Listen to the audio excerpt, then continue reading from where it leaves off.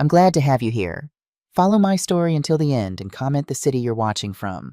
For 40 years, the same magnolia tree had bloomed outside my kitchen window. I'd watched it grow from a sapling my husband James and I planted when we first bought this house in 1985. Now its branches stretched high enough to cast shadows on our second-floor bedroom.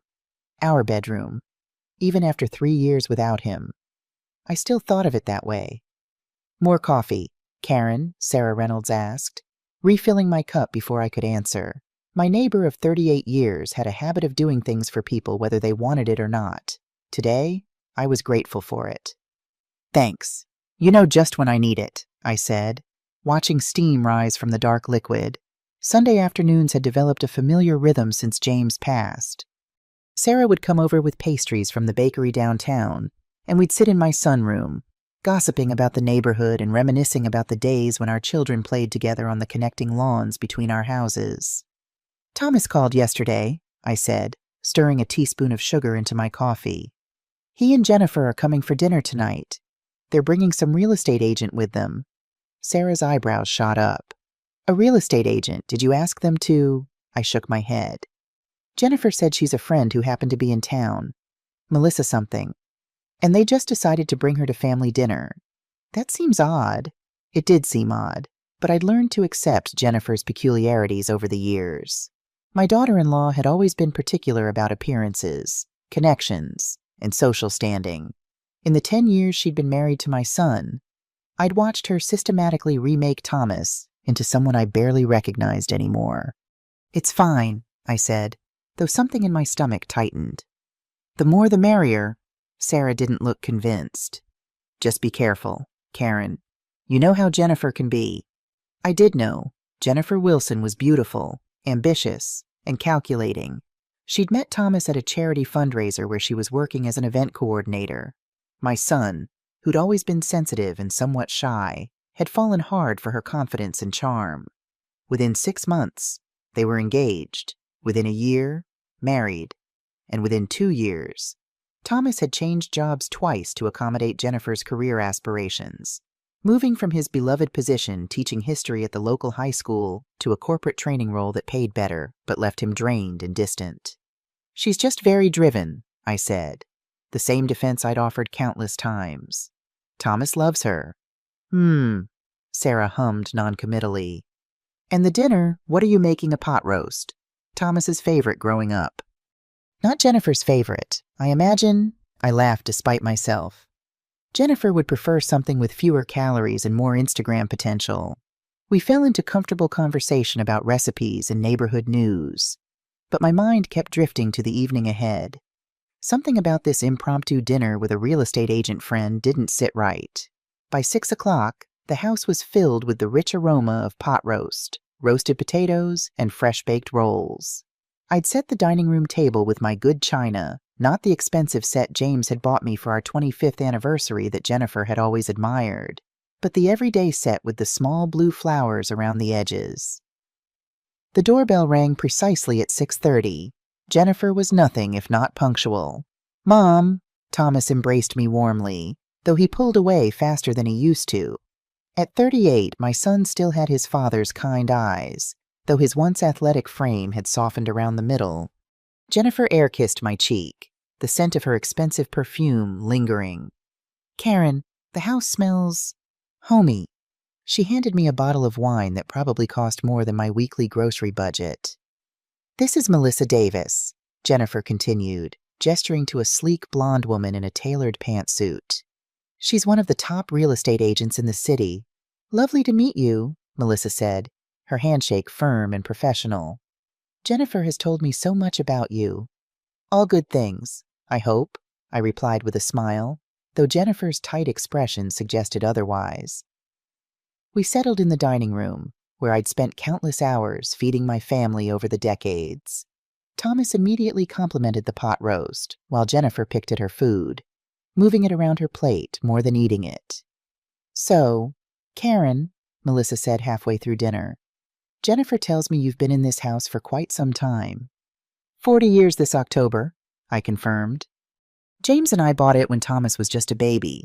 It's a wonderful neighborhood, Melissa nodded appreciatively. Properties here have appreciated significantly, especially the larger homes on corner lots like yours. Something in her tone made me pause with my fork midway to my mouth. Yes, we've been very fortunate. Mom, Jennifer interjected, setting down her barely touched glass of wine. Melissa specializes in helping seniors downsize to more manageable living situations. I felt my spine stiffen. I wasn't aware I needed help with that. Thomas cleared his throat. Mom, you're all alone in this big house. The stairs, the maintenance. It's a lot for someone your age. My age, I repeated, feeling a strange hollowness forming in my chest.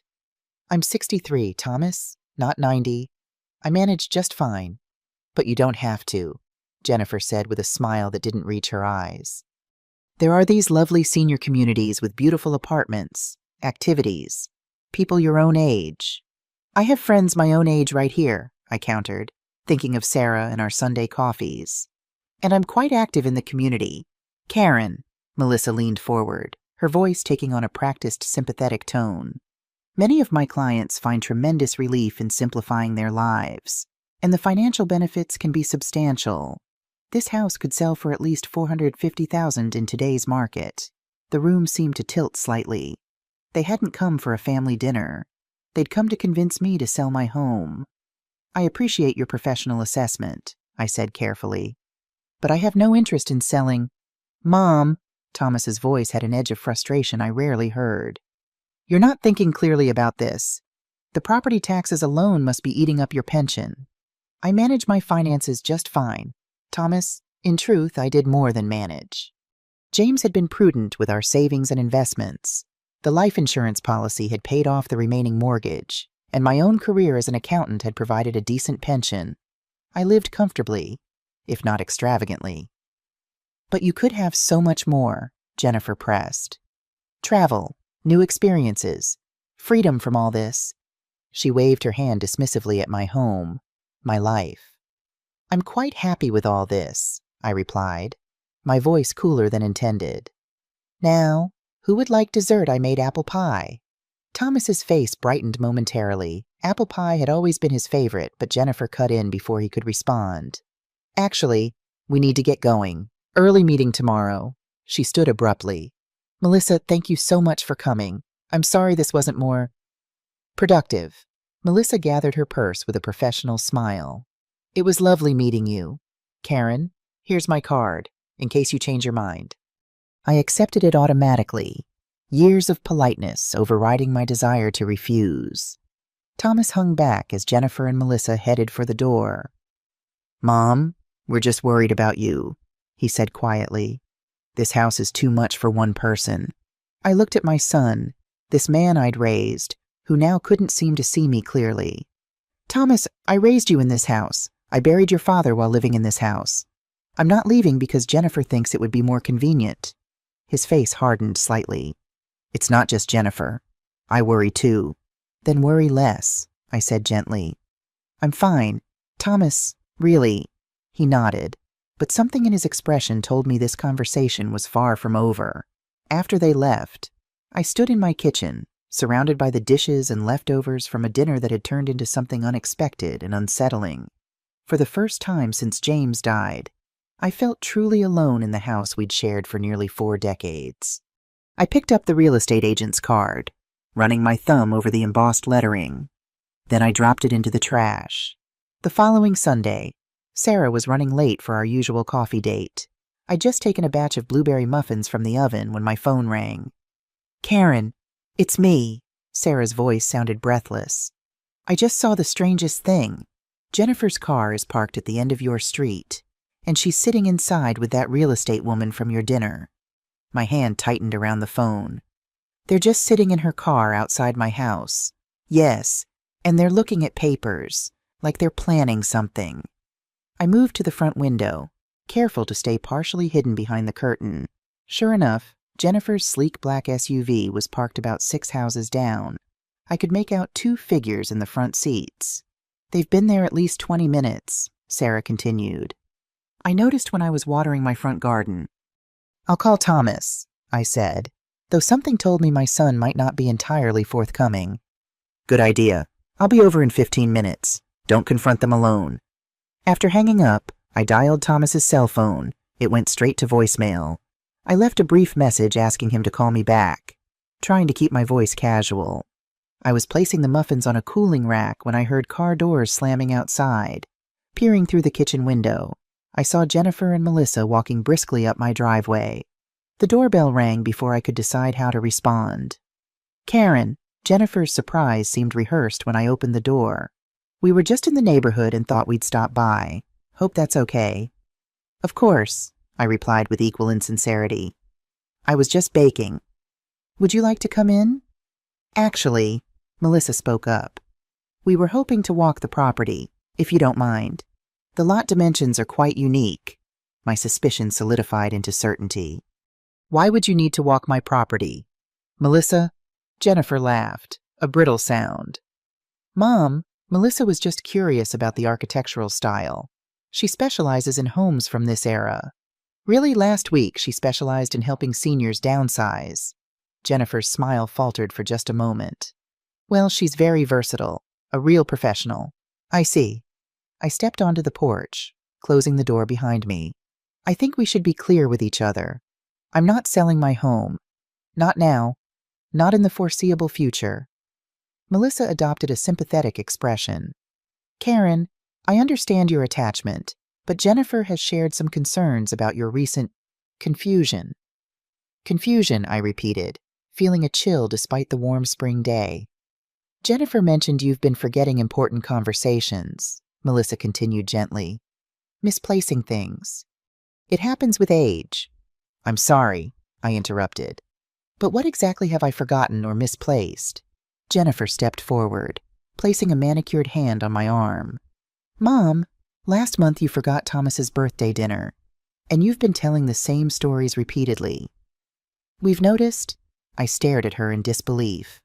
Thomas's birthday is in August. It's May. And I've never missed his birthday in 38 years.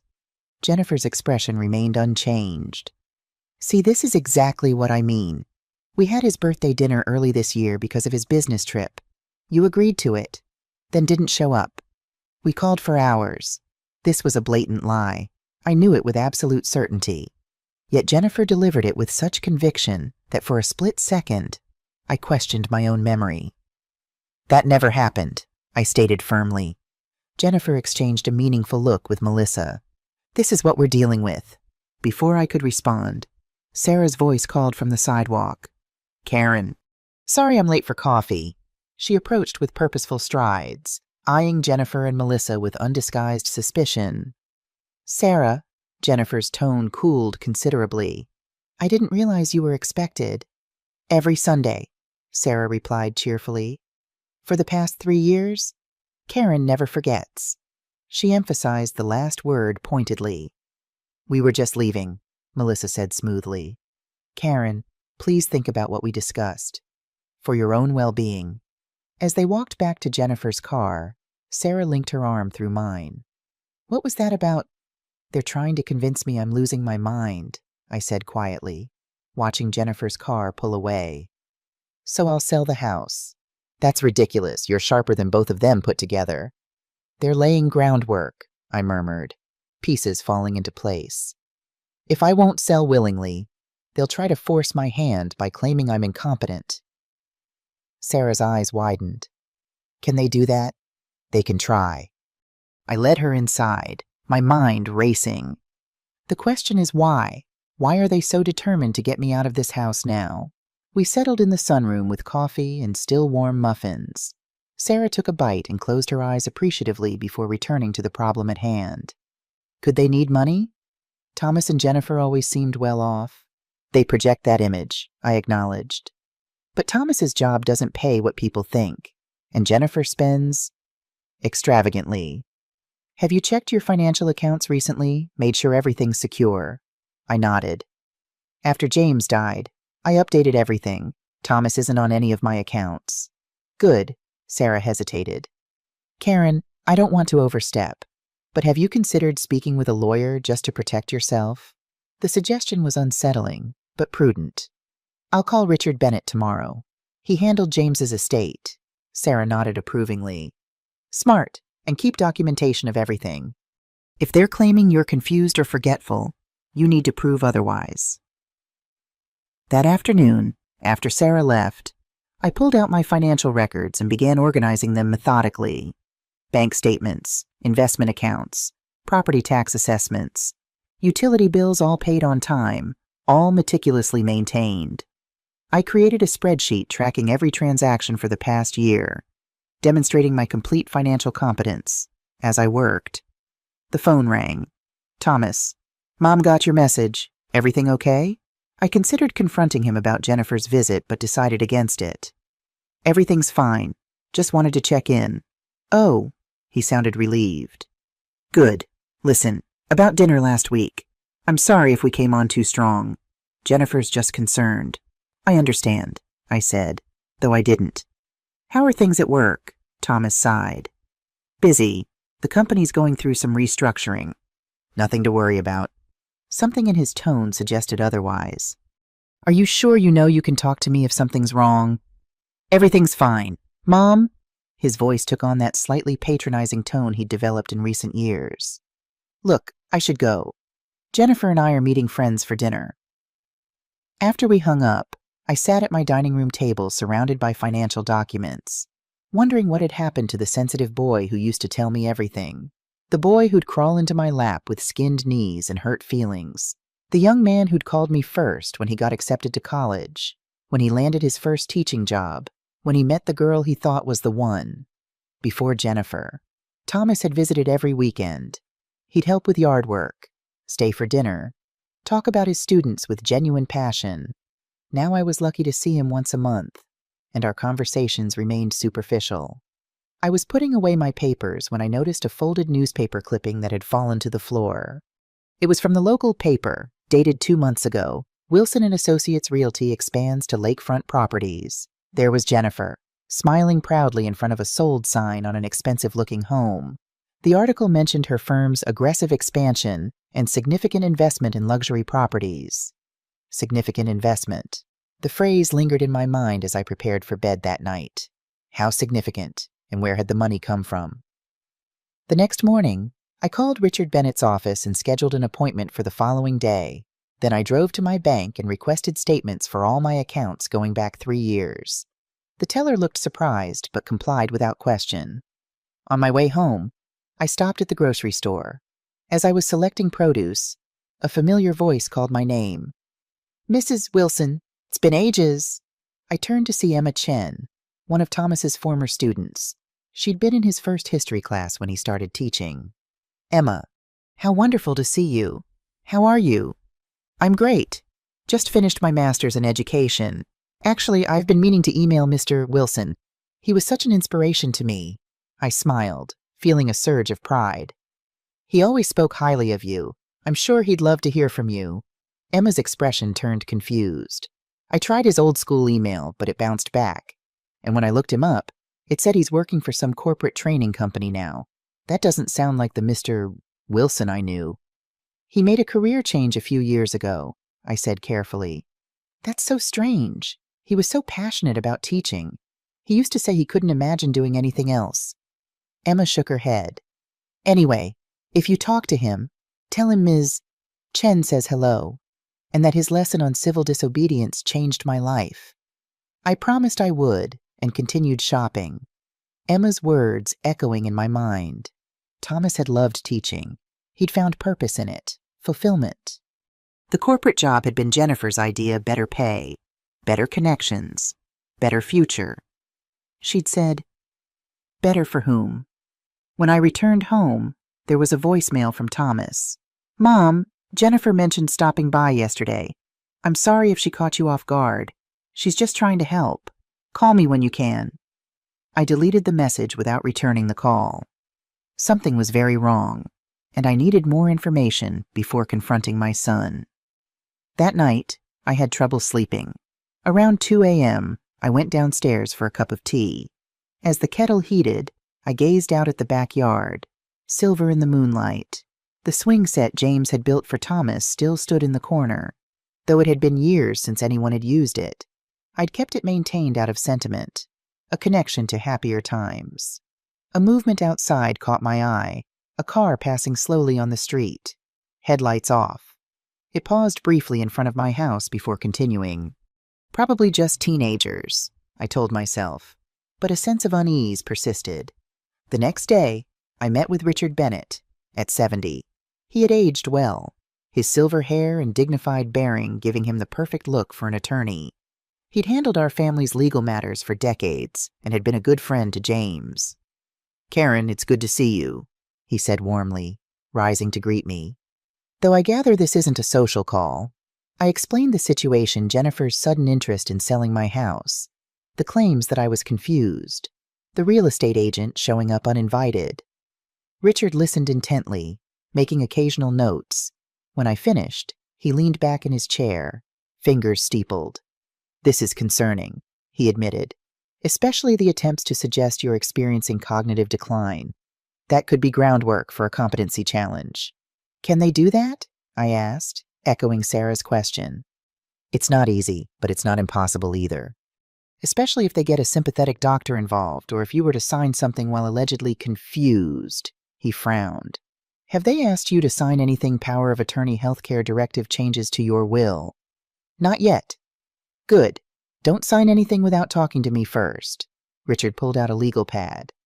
"Let's take some preventative measures. First, I recommend you get a comprehensive cognitive assessment from a geriatric specialist, not your regular doctor, and certainly not anyone Jennifer recommends. We want an unbiased evaluation on record." I nodded, making a note. "Second, I suggest updating your will and advance directives to explicitly reflect your current wishes. If they do try to claim you're incompetent later, we'll have documentation that you were of sound mind when you made these decisions." "I'll do that." "Third," Richard continued, "document everything, every interaction with Jennifer and Thomas, every unusual occurrence. Dates, times, witnesses if possible." "Already started," I confirmed. Richard smiled approvingly. "You're ahead of me. Good. Now, there's one more thing to consider." He hesitated. "Have you thought about what might be driving this sudden push to sell your house? Financial problems? Perhaps," I shared my suspicions about Jennifer's real estate business and Thomas's job insecurity. "I'll have my investigator look into it discreetly," Richard offered. "Sometimes understanding the motivation helps anticipate the next move." As I was leaving, Richard placed a hand on my shoulder. "Karen, be careful. If they're desperate enough, they might escalate. Do you have somewhere safe you could go if needed?" "Sarah would take me in," I said, though the idea that I might need to flee my own home was disturbing. "Good. And Karen," his expression softened, "James would be proud of how you're handling this." I drove home feeling both reassured and troubled. Richard's concern confirmed my suspicions weren't paranoia, but the reality of my situation was sinking in. My own son might be involved in a scheme to declare me incompetent and take my home. When I arrived home, there was an unfamiliar car in my driveway, a black sedan with tinted windows. As I parked on the street, the driver's door opened, and a woman emerged. "Mrs. Wilson," she called. "I'm Dr. Patel. Jennifer asked me to stop by. She's concerned about your health." I remained in my car, doors locked. "I didn't agree to any doctor's appointment." The woman approached, smiling reassuringly. "It's just an informal check-in. Jennifer mentioned you've been experiencing some memory issues, and she's worried." "Did she?" I started my car again. "Please tell my daughter-in-law that if she's concerned about my health, she can call me directly. And I choose my own doctors. Thank you." I drove away, heart pounding. In my rearview mirror, I saw Dr. Patel watching me go, phone already at her ear. This was no longer just about a house. This was about my autonomy, my dignity, my life, and I was not going to surrender without a fight. The following week settled into an uneasy pattern.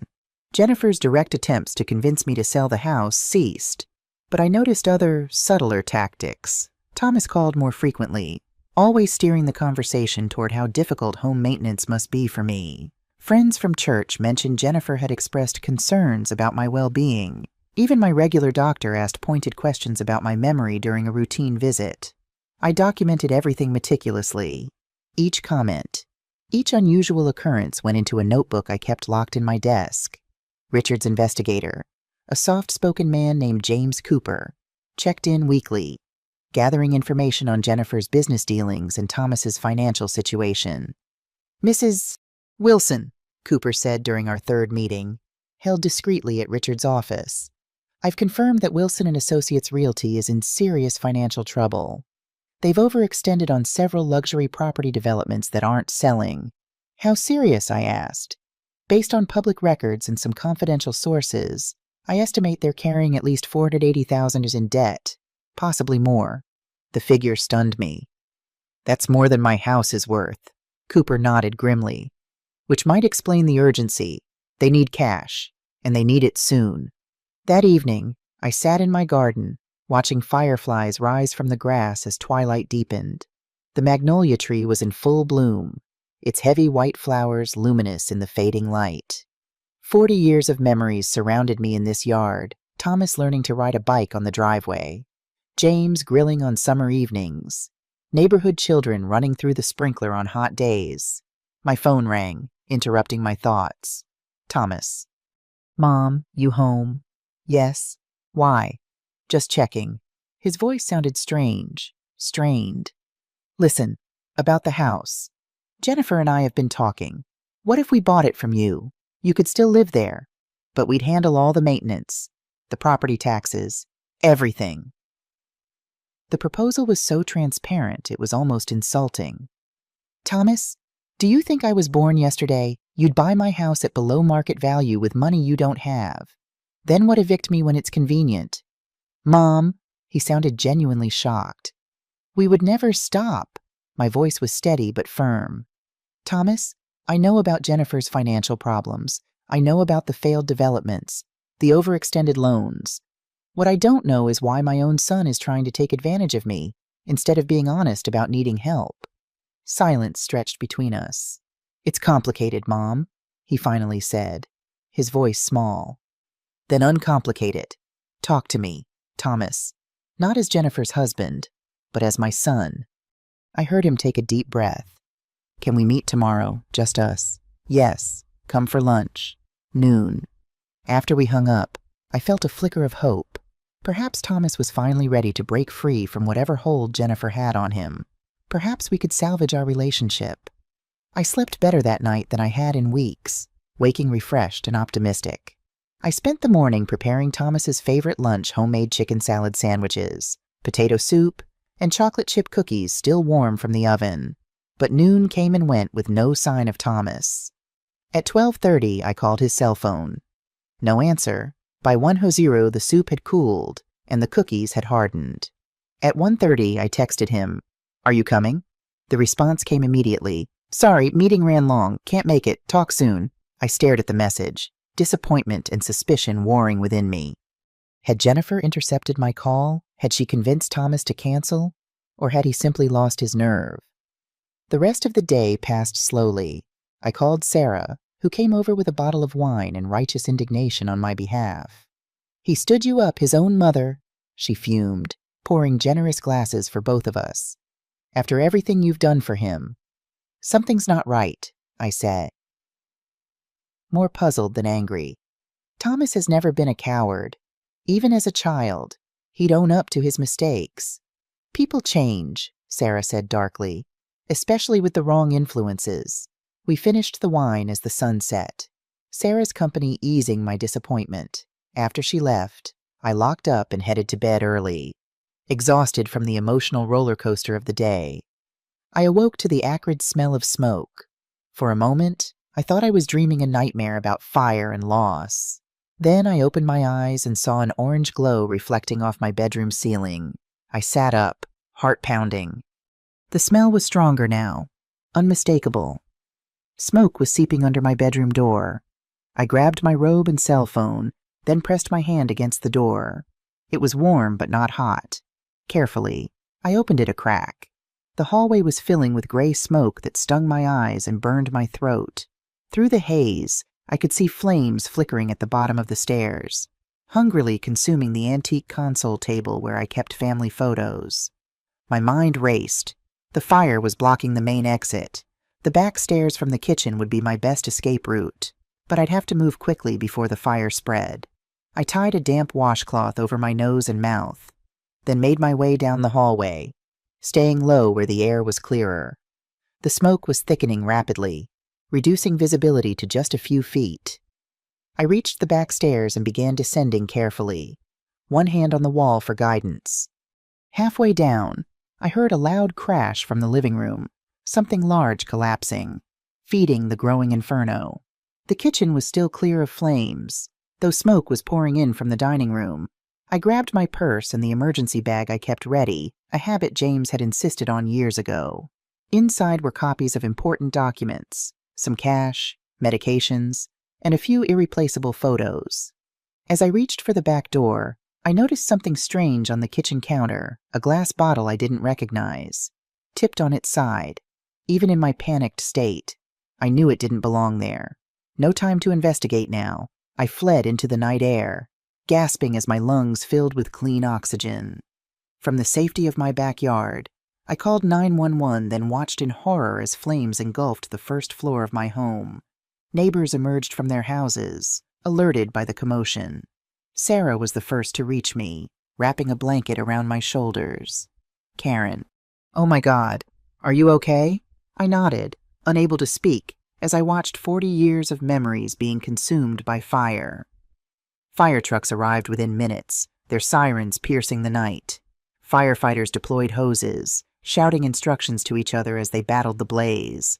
A paramedic examined me briefly, confirming I hadn't suffered smoke inhalation or burns. "Ma'am, do you have somewhere to go tonight?" he asked gently. Before I could answer, Sarah stepped forward. "She's staying with me." The fire chief approached as dawn broke, his face grave beneath his helmet. "Mrs. Wilson, I'm Chief Rodriguez. The fire is contained, but I'm afraid there's significant damage to the first floor. The structure is unsafe to enter right now." "What caused it?" I asked, my voice hoarse. The chief exchanged a look with a colleague. "We'll need to conduct a full investigation, but there are some concerning aspects.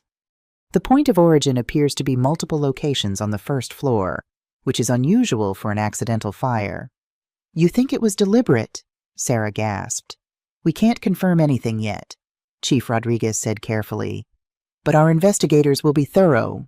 As if summoned by the conversation, a car screeched to a halt at the curb. Thomas leapt out, face pale with shock. "Mom!" He ran toward me, enveloping me in a tight hug. "Are you okay? We just heard—" "I'm fine," I assured him, returning the embrace despite my confusion. How had he heard so quickly? It was barely 6 a.m. Jennifer emerged from the car more slowly, her face a mask of appropriate concern. "Oh, Karen, how awful. Thank goodness you're safe." Something in her tone made me pull away from Thomas to study her more carefully. Her makeup was perfect, her clothes immaculate. At 6 a.m., after presumably being woken by news of a fire, even her hair was styled. "The firefighters think it might have been deliberately set," I said, watching her reaction closely. A flicker of something surprise alarm crossed her face before she composed herself. "That's terrible. Who would do such a thing?" "I have no idea," I replied evenly. "But I'm sure the investigation will find out." Thomas looked genuinely distressed. "Mom, you can't stay here. Come home with us. We have the guest room all ready." The guest room all ready, at 6 a.m. after an unexpected fire. "Thank you, but I'm staying with Sarah," I said firmly. "I have clothes and toiletries at her house from when she had her bathroom renovated last year." Jennifer's lips thinned slightly. "But we're family. You should be with family at a time like this." "Sarah is like family," I countered. "And her house is right across the street. I'll be close when the fire investigators need to speak with me." Thomas seemed about to argue, but Jennifer placed a restraining hand on his arm. "Of course. Whatever makes you comfortable. But the offer stands." As they walked back to their car, I noticed Jennifer whisper something to Thomas that made him glance back at the smoldering house with an expression I couldn't quite interpret. Sarah squeezed my hand. "You're right not to go with them." "Something's very wrong," I murmured. They arrived too quickly, too prepared. And did you notice Jennifer's appearance? Perfect makeup at dawn after an emergency call. Maybe she's just one of those women who won't leave the house without her face on, Sarah suggested, though she didn't sound convinced.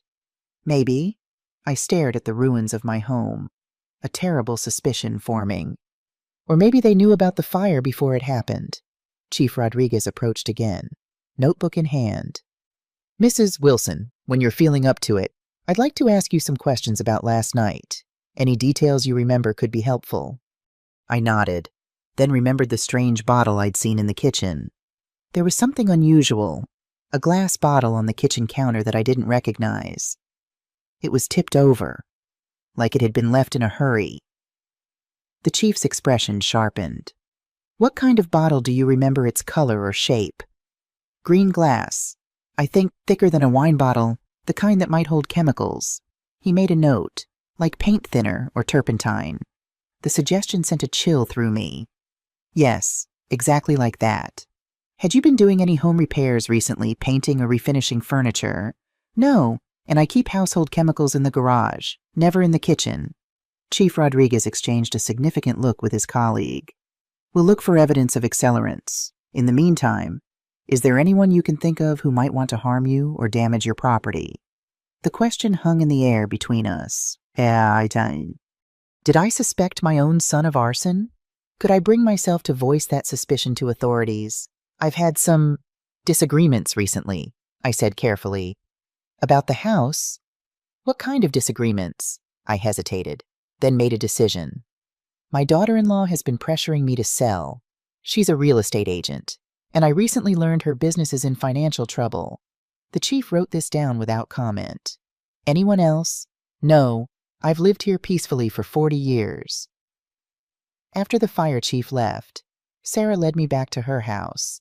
She made coffee while I sat at her kitchen table, still wrapped in the blanket, trying to process what had happened. You should call Richard, Sarah said, placing a steaming mug in front of me. I nodded numbly, reaching for my phone.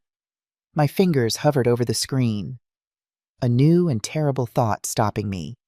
Sarah, I said slowly, what if Thomas and Jennifer set the fire to force me out if the house is uninhabitable? I'd have to stay with them. They'd have access to my papers, my accounts. They could easily have me declared incompetent while I was disoriented from the trauma. Sarah's face paled.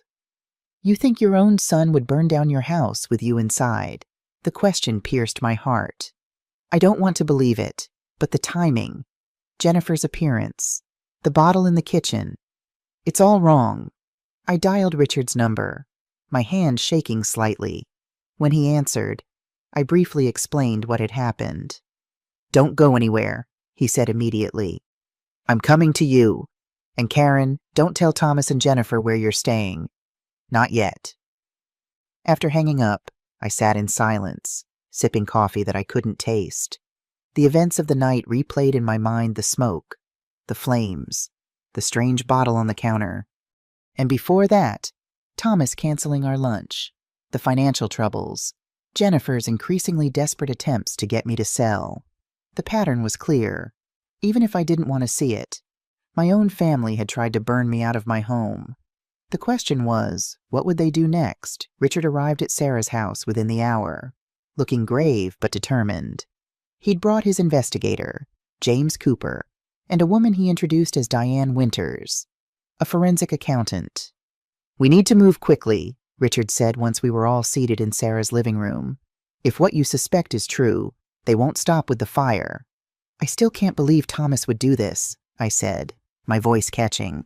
He's my son. Richard's expression softened. People do desperate things when they're in financial trouble, and we know Jennifer's business is failing. Cooper has uncovered more details. The investigator opened his laptop.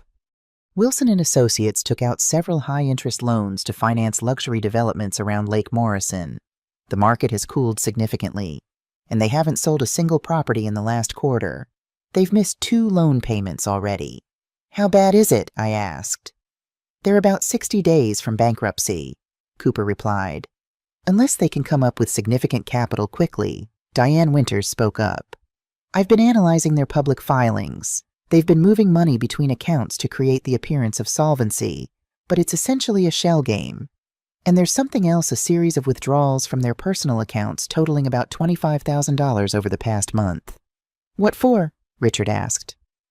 That's the interesting part, Diane said, turning her laptop so we could see the screen.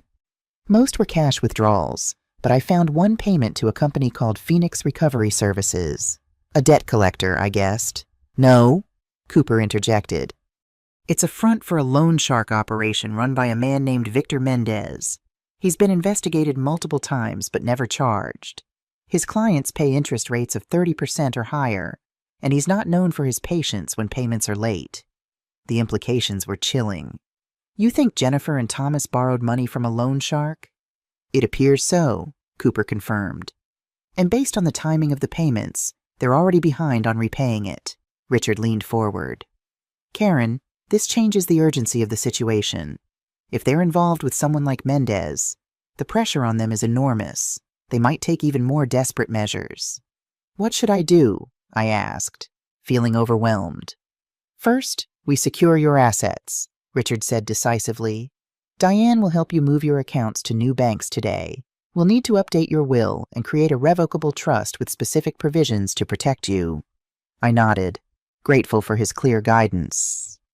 Second, Richard continued, we gather evidence. Cooper will work with the fire investigators. If we can prove Jennifer and Thomas were involved, we'll have leverage. And third, I prompted. Richard's expression hardened slightly. We set a trap.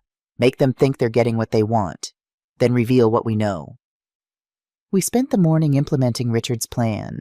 Diane accompanied me to 2 different banks, where I opened new accounts and transferred my funds. We also visited a safe deposit box facility, where I secured important documents and valuables salvaged from the fire. By afternoon, I was exhausted but more secure. My financial resources were protected. My will updated to explicitly exclude Jennifer from any inheritance and to include provisions questioning any changes made under duress. There's one more thing, Richard said as we reconvened at Sarah's house. We need to monitor their next moves. I'd like to install some discreet surveillance. A knock at the door interrupted him.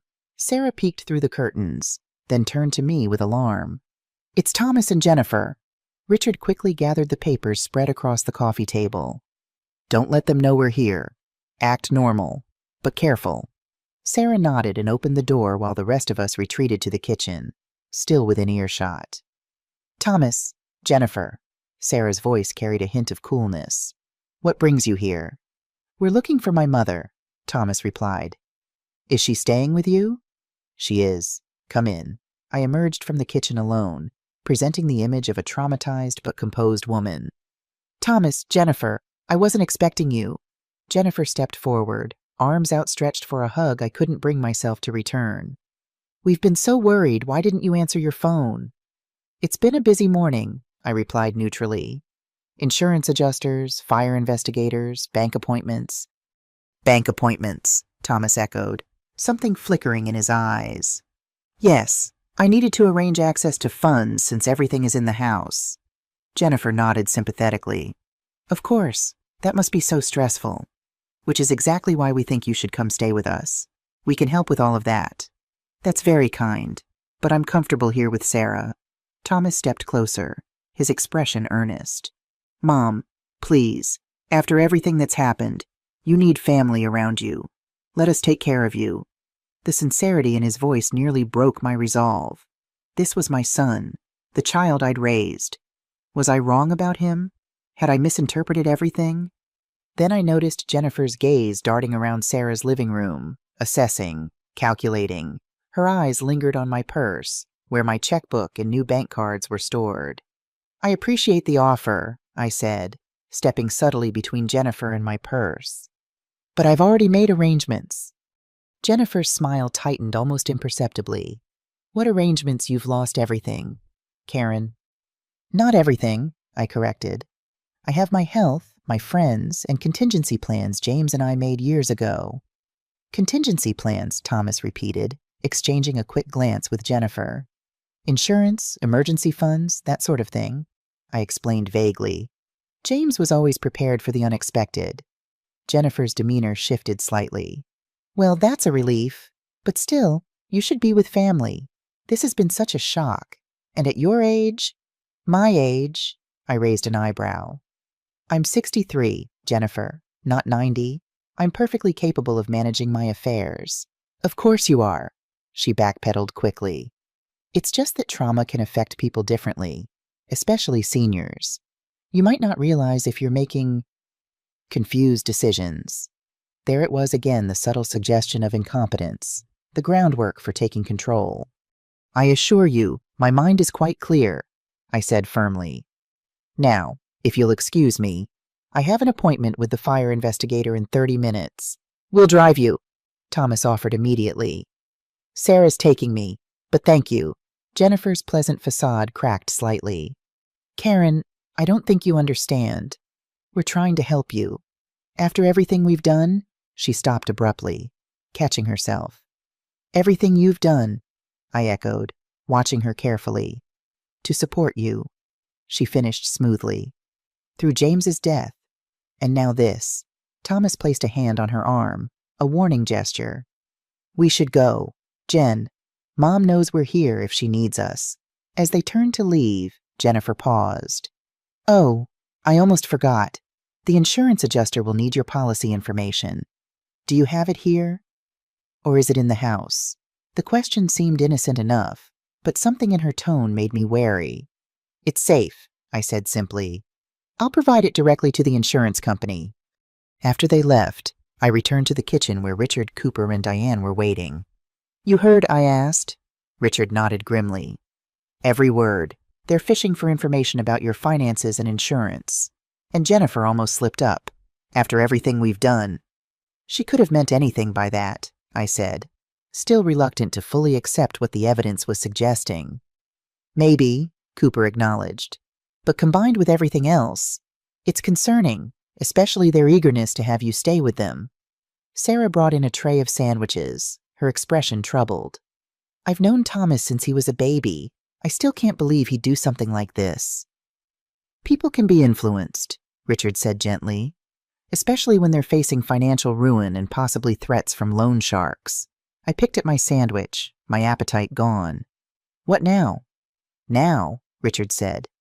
We follow the evidence wherever it leads, and we prepare for their next move. That evening, after Richard and his team left, I sat on Sarah's porch, watching the fireflies emerge in the gathering dusk. The charred remains of my home stood across the street, yellow caution tape fluttering in the breeze. My phone rang an unknown number. Mrs. Wilson, this is Chief Rodriguez from the fire department. I wanted to update you on our investigation. Thank you, Chief. What have you found? The fire was definitely arson, he confirmed, his voice grave. We found traces of accelerant in multiple locations, living room, dining room, and at the base of the stairs. Though I'd suspected as much, hearing it confirmed sent a chill through me. The bottle I mentioned, found fragments of it in the kitchen. It was turpentine, and there's no reason it should have been there. I closed my eyes briefly. Any other evidence? Our investigators found something interesting on a neighbor's security camera.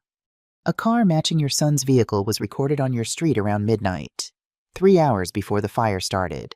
2 people exited the car, approached your house, and left approximately 20 minutes later. My heart sank. Can you identify them? Not conclusively from the footage. The quality isn't great, and they were wearing hooded sweatshirts. He paused. Mrs. Wilson, given what you told me about the pressure to sell your house, we're taking this very seriously. The police will want to interview your son and daughter-in-law. I understand, I said, my voice barely audible. After hanging up, I sat motionless, staring at the ruined house where I'd built my life. The evidence was mounting, becoming impossible to deny. Thomas and Jennifer had tried to burn me out, or worse.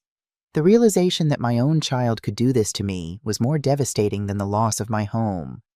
What had happened to the sweet boy who'd once made me Mother's Day cards with hand-traced flowers, who'd cried when he accidentally broke my favorite vase? Not because he feared punishment, but because he knew I loved it. When had he changed? Or had Jennifer's influence truly been that powerful? My phone rang again. Thomas. For a moment, I considered not answering. What could I possibly say to him now? but some maternal instinct made me press the accept button. "Hello, Thomas." "Mom." His voice sounded strange, strained. "I need to see you. Alone. Can I come over? Now." "Yes. It's important. Please." "Mom." Something in his tone desperation, maybe fear, made me agree. "All right. But just you, not Jennifer." "Just me," he confirmed. "I'll be there in 20 minutes. I informed Sarah of the impending visit. Her concern was immediate. "Are you sure that's wise, after what the fire chief told you?" "I need to hear what he has to say," I replied. "Maybe there's an explanation." "Then I'm staying right here with you," Sarah declared, settling firmly on the couch. Thomas arrived exactly 20 minutes later, alone as promised. He looked terrible, face pale, eyes bloodshot, hair disheveled. Not the polished professional Jennifer had molded him into, but a man on the edge. "Mom," he said when I opened the door, his voice breaking. "I'm sorry. I'm so sorry." I stepped aside to let him enter, maintaining a careful distance. "Sorry for what? Thomas?" He noticed Sarah sitting in the living room and hesitated. "Anything you have to say to me, you can say in front of Sarah." I told him. "She's heard everything else." Thomas sank onto the couch, burying his face in his hands. "I didn't know it would go this far. You have to believe me." "What wouldn't go this far?" I pressed. Though I already knew.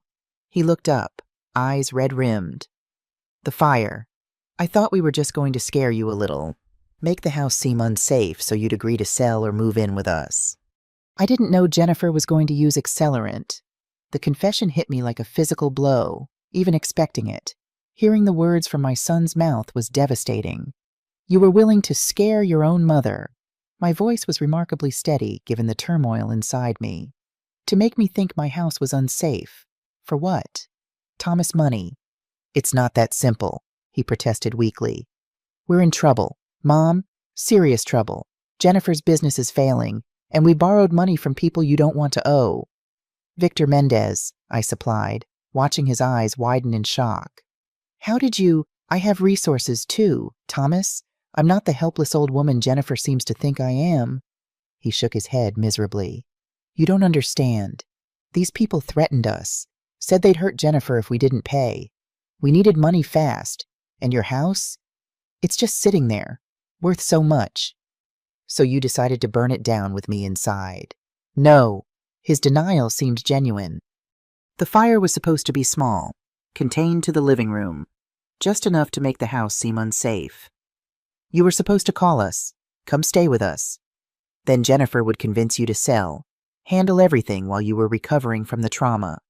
The cold calculation of the plan shocked me almost as much as the fire itself. "And then what, Thomas, after I sold the house, where would I live?" He looked down, unable to meet my eyes. "There's a retirement community Jennifer found. Very nice. Lots of activities."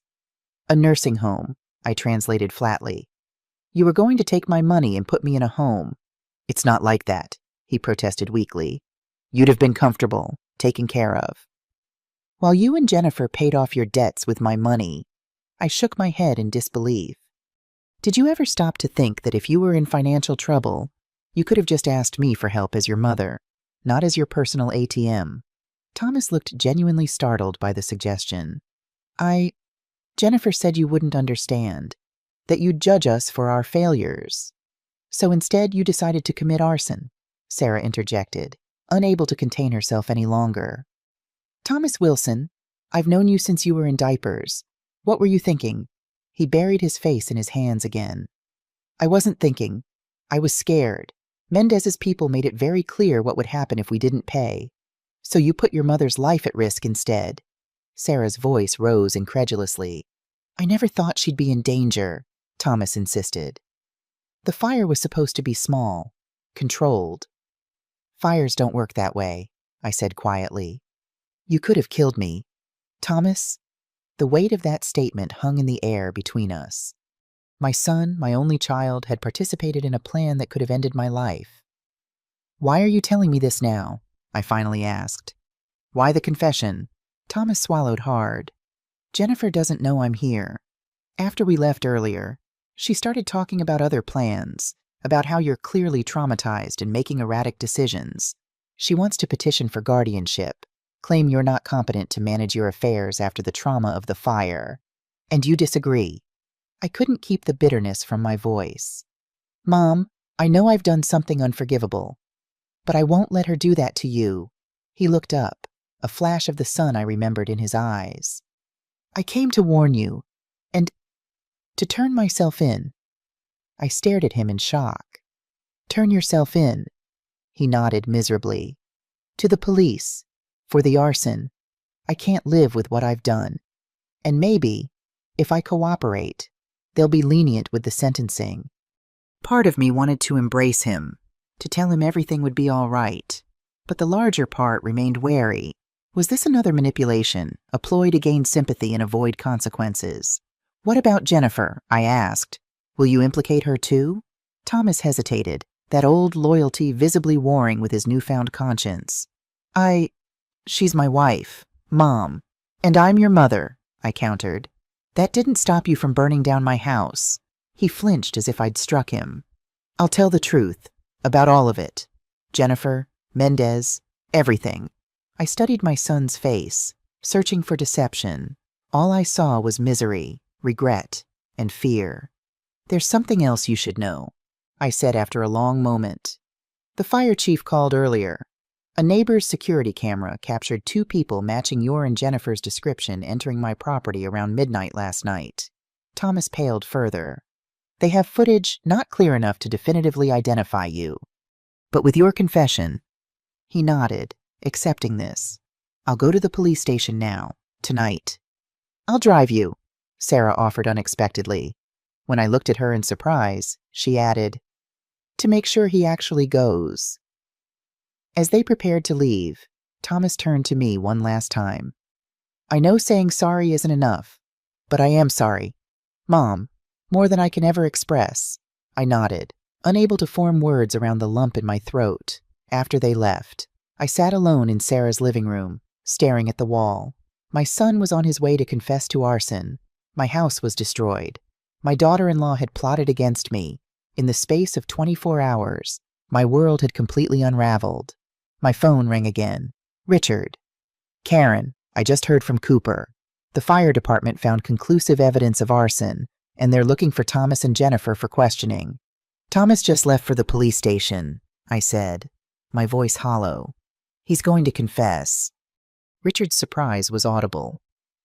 Confess what happened. I recounted Thomas's visit and his revelations about Jennifer's plans. This changes things, Richard said thoughtfully. If Thomas is cooperating, the authorities will likely focus on Jennifer and potentially this Mendez character. What does this mean for me? I asked, suddenly overwhelmed by the practical implications. My house is gone. My son will likely go to jail.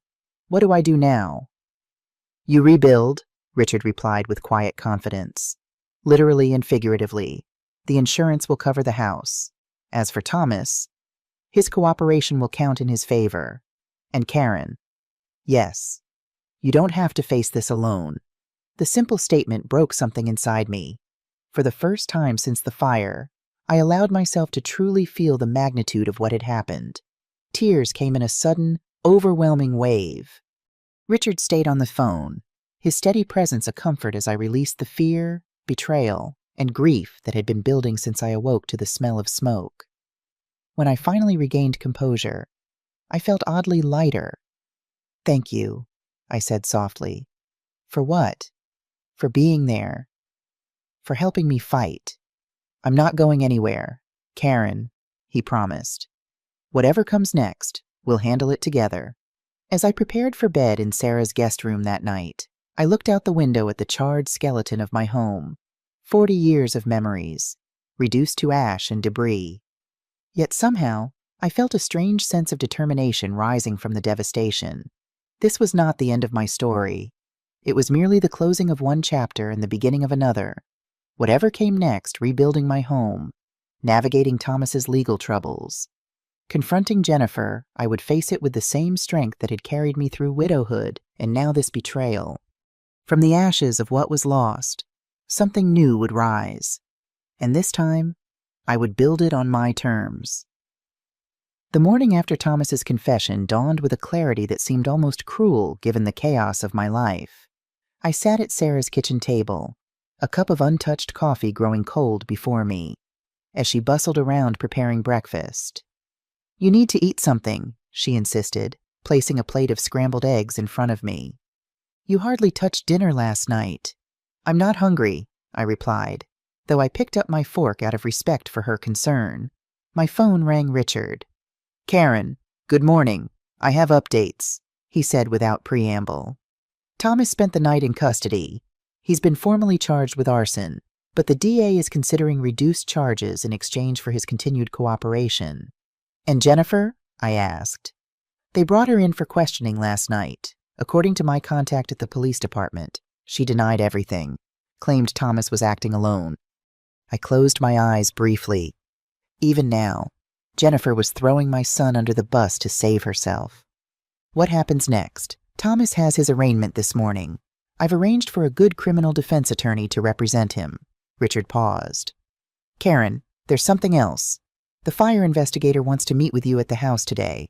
They found additional evidence." An hour later, I stood before the charred remains of my home. The smell of smoke still hung in the air, acrid and accusatory. Chief Rodriguez greeted me with a grim nod. "Mrs. Wilson, thank you for coming. We've completed our initial investigation, and there are some findings I wanted to show you personally."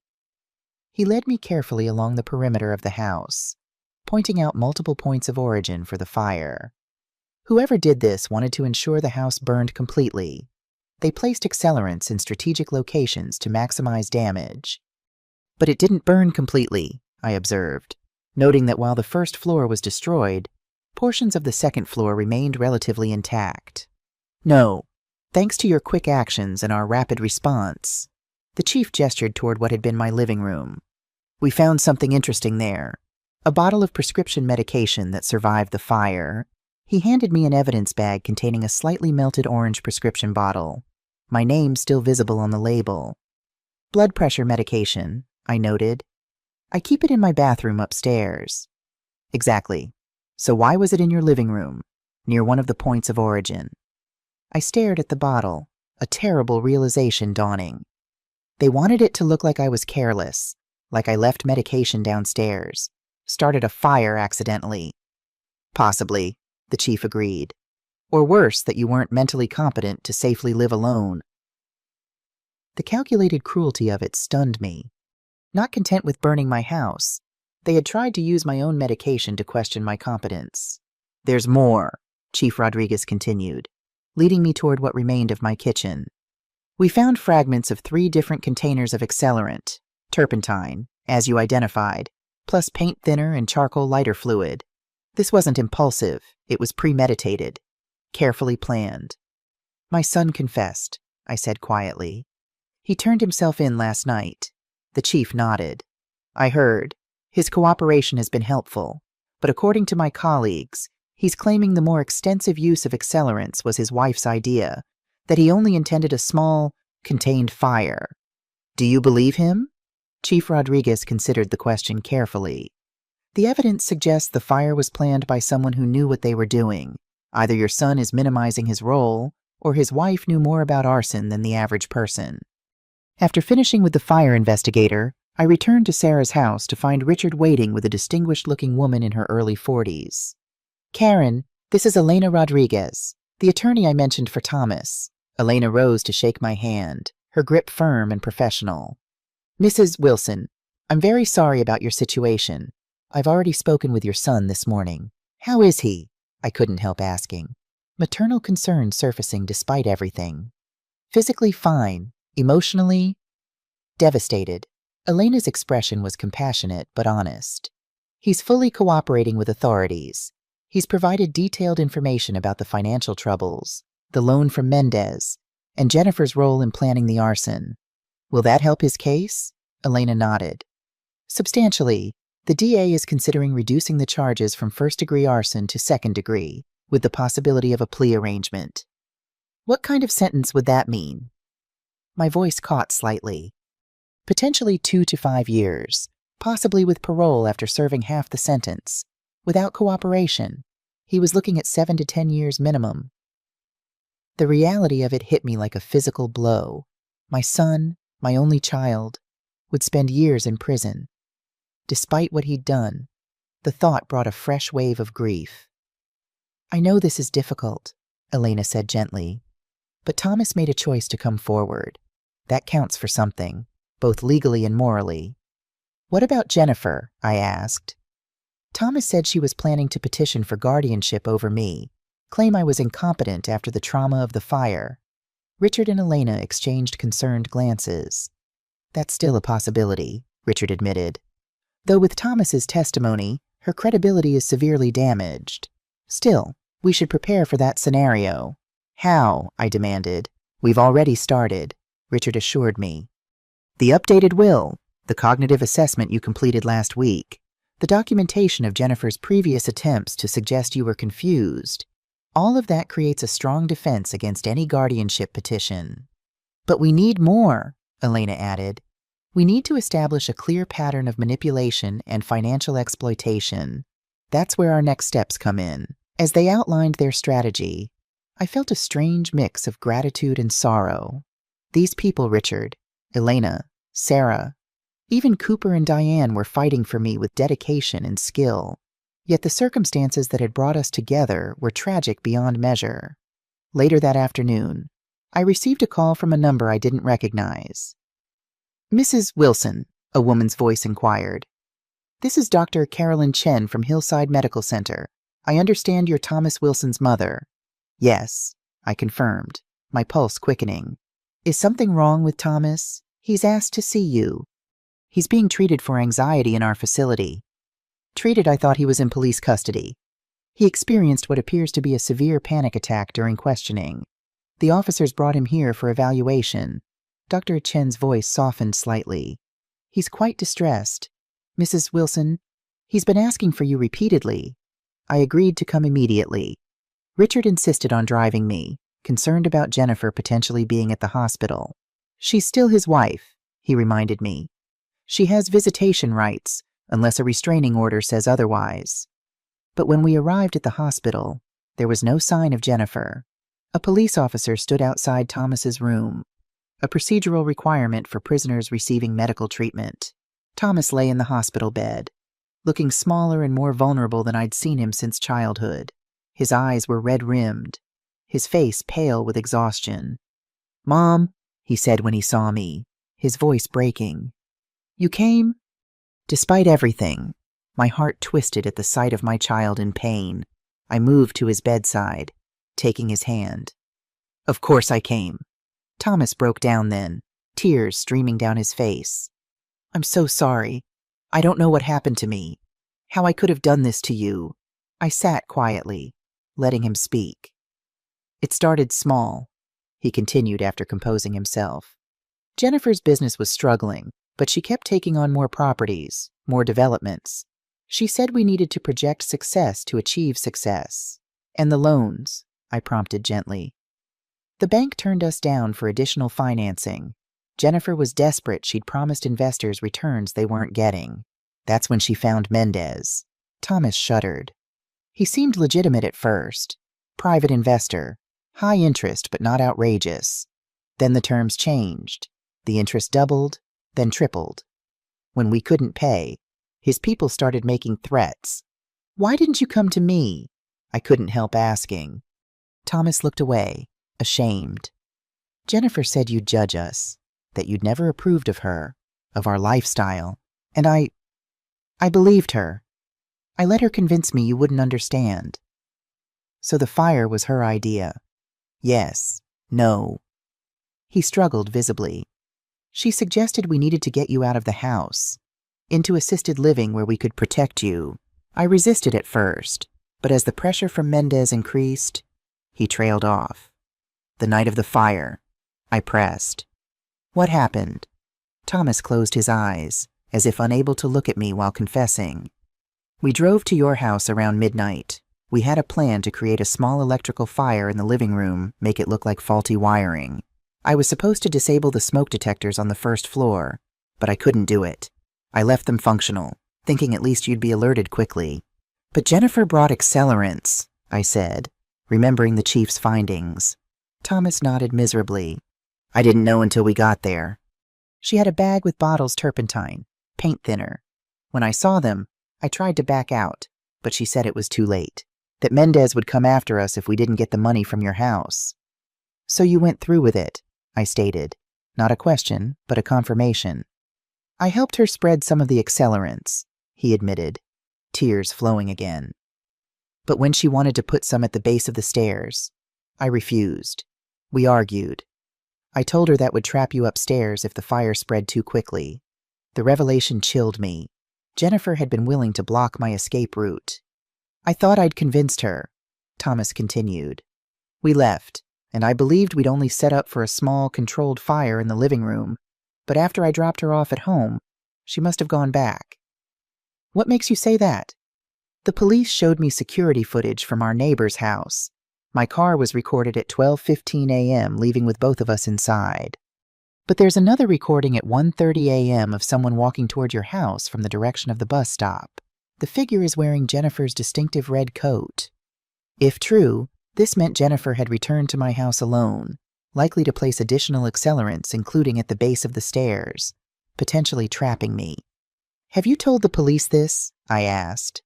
Yes, they're checking other security cameras in the area to track her movements that night. We sat in silence for a moment, the magnitude of what he was suggesting hanging between us.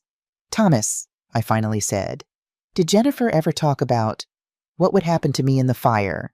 His face crumpled. She always said you'd smell the smoke, get out in time, that the point was to destroy the house, not... He couldn't finish the sentence. But if she came back, placed accelerants at the stairs without telling you... I don't know what she intended, Thomas whispered. I don't want to believe she would. But I don't know anymore. The Jennifer I'm seeing now isn't the woman I thought I married. Before I could respond, Dr. Chen entered with a police officer. Mrs. Wilson, I'm sorry, but we need to prepare your son for transport back to the detention center.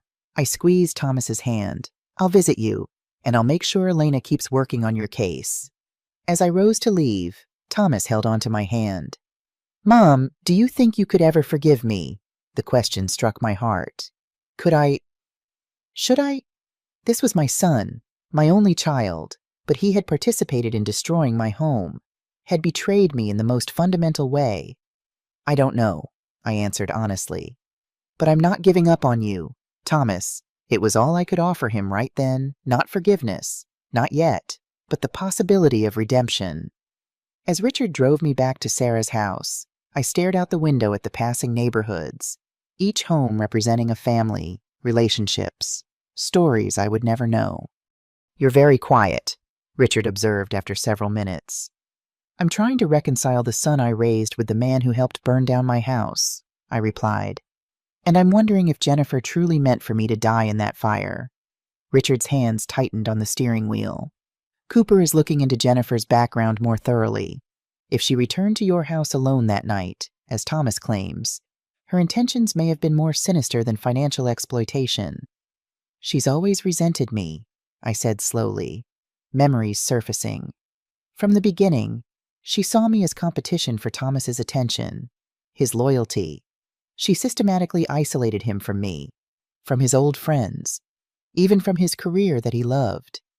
Classic controlling behavior, Richard agreed. And when financial pressure increased, that control may have turned more dangerous. When we reached Sarah's house, I was surprised to find a sleek black car parked in the driveway. Expecting visitors, Richard asked, instantly alert. No, I replied, tension returning to my shoulders. Richard parked on the street, positioning himself protectively as we approached the house. The front door opened before we reached it, revealing Sarah and an elegant woman in her mid-60s. Karen, Sarah called, clearly relieved to see us. This is Amanda Wilson, Thomas's former mother-in-law, from his first marriage. I stopped in surprise. Thomas had been briefly married in his 20s to a woman named Rebecca. The marriage had lasted barely a year, ending amicably when they realized they wanted different things in life. I hadn't seen or heard from Rebecca or her family in over 15 years. Mrs. Wilson. Amanda stepped forward, extending her hand. I apologize for arriving unannounced. When I heard what happened to you on the news, I knew I had to come. Please call me Karen, I said automatically, shaking her hand. This is my attorney, Richard Bennett. We moved inside, settling in Sarah's living room. Amanda perched on the edge of the sofa, her posture rigid with what appeared to be nervous energy. I'll be direct, she said after declining offers of refreshment. I believe Jennifer Wilson is dangerous, and I have information that may help your case. Richard leaned forward. What kind of information? Documentation of a similar pattern of behavior with her previous targets. Amanda opened an expensive leather portfolio. Before Jennifer married your son, she was briefly engaged to my nephew, Michael Davis. Their relationship followed a disturbingly similar trajectory to what I understand happened with Thomas. She handed Richard several folders containing financial records, emails, and legal documents.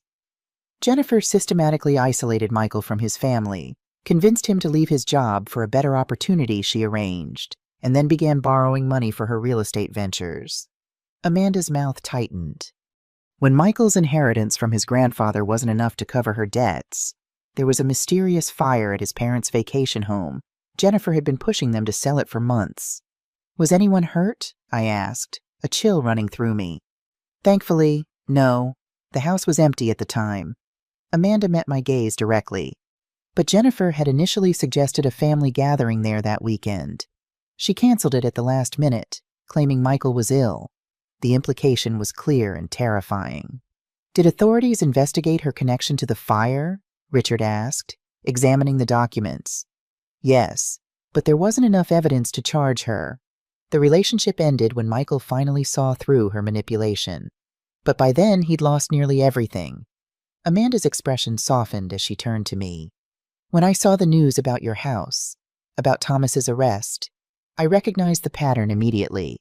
Why come forward now? Richard questioned. It's been years since Jennifer was involved with your nephew. Amanda straightened her already perfect posture. Because I failed to stop her then. Michael was too embarrassed, too ashamed to pursue things further after the investigation stalled. We all wanted to put it behind us. She looked directly at me. But when I saw your face on the news, standing in front of your burned home, I couldn't stay silent this time. After Amanda left, promising to connect Michael with the authorities for a formal statement, Richard immediately called Cooper. I need you to investigate a fire at the Davis family vacation home in Lake Morrison, approximately 6 years ago, he instructed. And dig deeper into Jennifer Wilson's history. Look for any other suspicious fires or insurance claims connected to her or her associates. That evening, as Sarah prepared dinner, I sat on her porch watching the last rays of sunlight illuminate the ruins of my home across the street. The scene was both desolate and strangely beautiful, charred beams silhouetted against the sunset sky, fragments of my life exposed to the elements. It's not much to look at now. Richard's voice came from behind me as he stepped onto the porch. But it can be rebuilt. Can it? I wondered aloud. Should it be? Richard settled into the chair beside me. That's entirely your decision, but don't let what happened take away your choices. Karen, that's what Jennifer wanted to remove your agency, your independence. I considered his words. I'm not sure I want to live there again, even if it were rebuilt exactly as it was. Too many memories now, not all of them good. Then build something different, or sell the land and start fresh somewhere else. Richard hesitated. Whatever you decide, you don't have to do it alone. There was a weight to his words that went beyond professional support. I turned to study his face in the fading light, the kind eyes behind wire-rimmed glasses, the distinguished silver hair, the lines that spoke of both laughter and concern. Richard, I began, unsure how to phrase what I was feeling. You've gone above and beyond what any attorney would do for a client. You're not just a client, Karen. His voice was gentle but certain. You never have been. Before I could respond, my phone rang Elena Rodriguez. Mrs. Wilson, she began without preamble. I thought you should know immediately. Jennifer has been arrested. On what charges? Attempted murder. The words hung in the air, simultaneously shocking and yet somehow confirming what I'd already suspected. The police found additional security footage. Elena continued. It clearly shows Jennifer returning to your house alone the night of the fire. She was carrying what appears to be containers of accelerant and was recorded at multiple points around your property, including near your bedroom window. My hand tightened around the phone. Near my bedroom. Yes. The fire investigator has confirmed that accelerant was placed on the exterior wall directly beneath your bedroom window. If that portion of the fire had spread as intended, your primary escape route would have been cut off. The calculated nature of it sent ice through my veins. Jennifer hadn't just wanted my house or my money. She had wanted me gone permanently. There's more, Elena added. Based on the new evidence and Thomas's continued cooperation, the DA has offered him a plea deal. 3 years with possibility of parole after 18 months, in exchange for testimony against Jennifer and information about Mendez's operation. Will he take it? He's indicated he will. He wants to make amends, Mrs. Wilson, as much as possible under the circumstances. After hanging up, I relayed the information to Richard, who absorbed it with a grim nod. Not surprising, given what Amanda Wilson shared. Jennifer appears to have escalated from fraud to attempted murder. My son married a woman who tried to kill me, I said, the reality of it still difficult to comprehend. Richard took my hand, his touch warm and steadying. But she failed. You survived, Karen, and now you get to decide what comes next. As night fell fully, we remained on the porch, hands linked, watching the stars appear above the skeleton of my former home. For the first time since the fire, I felt a sense of possibility rather than loss. Jennifer was in custody. Thomas was facing consequences but had chosen truth over continued deception. And I was still here, still standing, with unexpected allies by my side. Whatever came next would be my choice, my life to rebuild, on my terms. The next morning brought another unexpected visitor, Melissa Davis, the real estate agent who had accompanied Jennifer to my house weeks earlier. Mrs. Wilson, she began nervously when Sarah showed her into the living room. I need to speak with you about Jennifer and what happened. I studied her warily. You were part of Jennifer's plan to pressure me into selling my house. Melissa nodded, her perfectly manicured hands twisting in her lap. At first, yes. Jennifer told me you were struggling to maintain the property, that your health was declining. She said the family wanted to help you transition to a more manageable living situation. And you believed her. I did. Or I convinced myself to. Melissa looked down. Jennifer was a major player in our real estate circle. Being associated with her firm meant connections, opportunities. When she asked for my help with her concerned intervention for her mother-in-law, I didn't question it. Until I overheard her on the phone after our visit to your house. She was talking to someone about accelerating the timeline and creating necessary circumstances. It sounded ominous. I exchanged glances with Sarah. Did you confront her? Not directly. I started making excuses to distance myself. But then I heard about the fire and Thomas's arrest. And now Jennifer's. Why come forward now? I asked, echoing Richard's question to Amanda the day before. Melissa straightened. Because the police contacted me yesterday. They found texts from Jennifer to me discussing your property's value and potential buyers already lined up. It looks like I was complicit, but I swear I had no idea she was planning anything criminal. What do you want from me? I asked directly.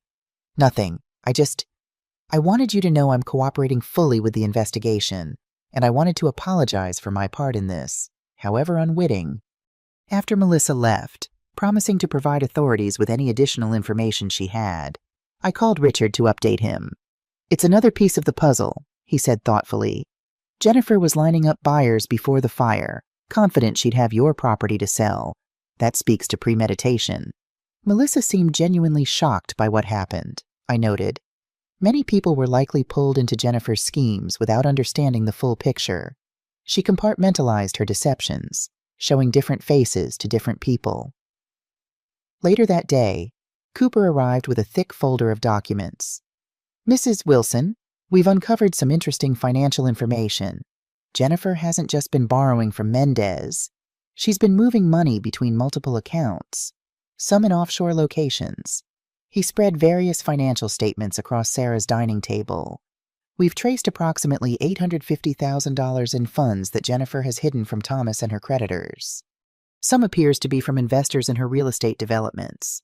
Some from bank loans obtained using falsified documentation. Where is this money now? I asked, scanning the complex web of transactions. Most of it is in an account in the Cayman Islands, under a corporate entity called Phoenix Rising Investments. Cooper tapped one document. What's particularly interesting is that she recently booked a one-way ticket to Grand Cayman, scheduled for the day after your house fire. The implication was clear. Jennifer had planned to disappear with the money after I was out of the picture. Did Thomas know about this account? Cooper shook his head. Based on his financial records and statements to investigators. No. Jennifer kept this completely separate from their joint finances. She was planning an exit strategy that didn't include him. She was going to leave him holding the bag, I murmured. Another layer of Jennifer's betrayal becoming clear. After I was gone, and the house was sold, she planned to disappear with the money, leaving Thomas to face the consequences with Mendez and other creditors. It appears so, Cooper confirmed. And with Thomas potentially facing charges for your death, she likely assumed he wouldn't be in a position to pursue her. The calculated cruelty of it was breathtaking. Jennifer hadn't just targeted me, she'd planned to discard Thomas once his usefulness ended.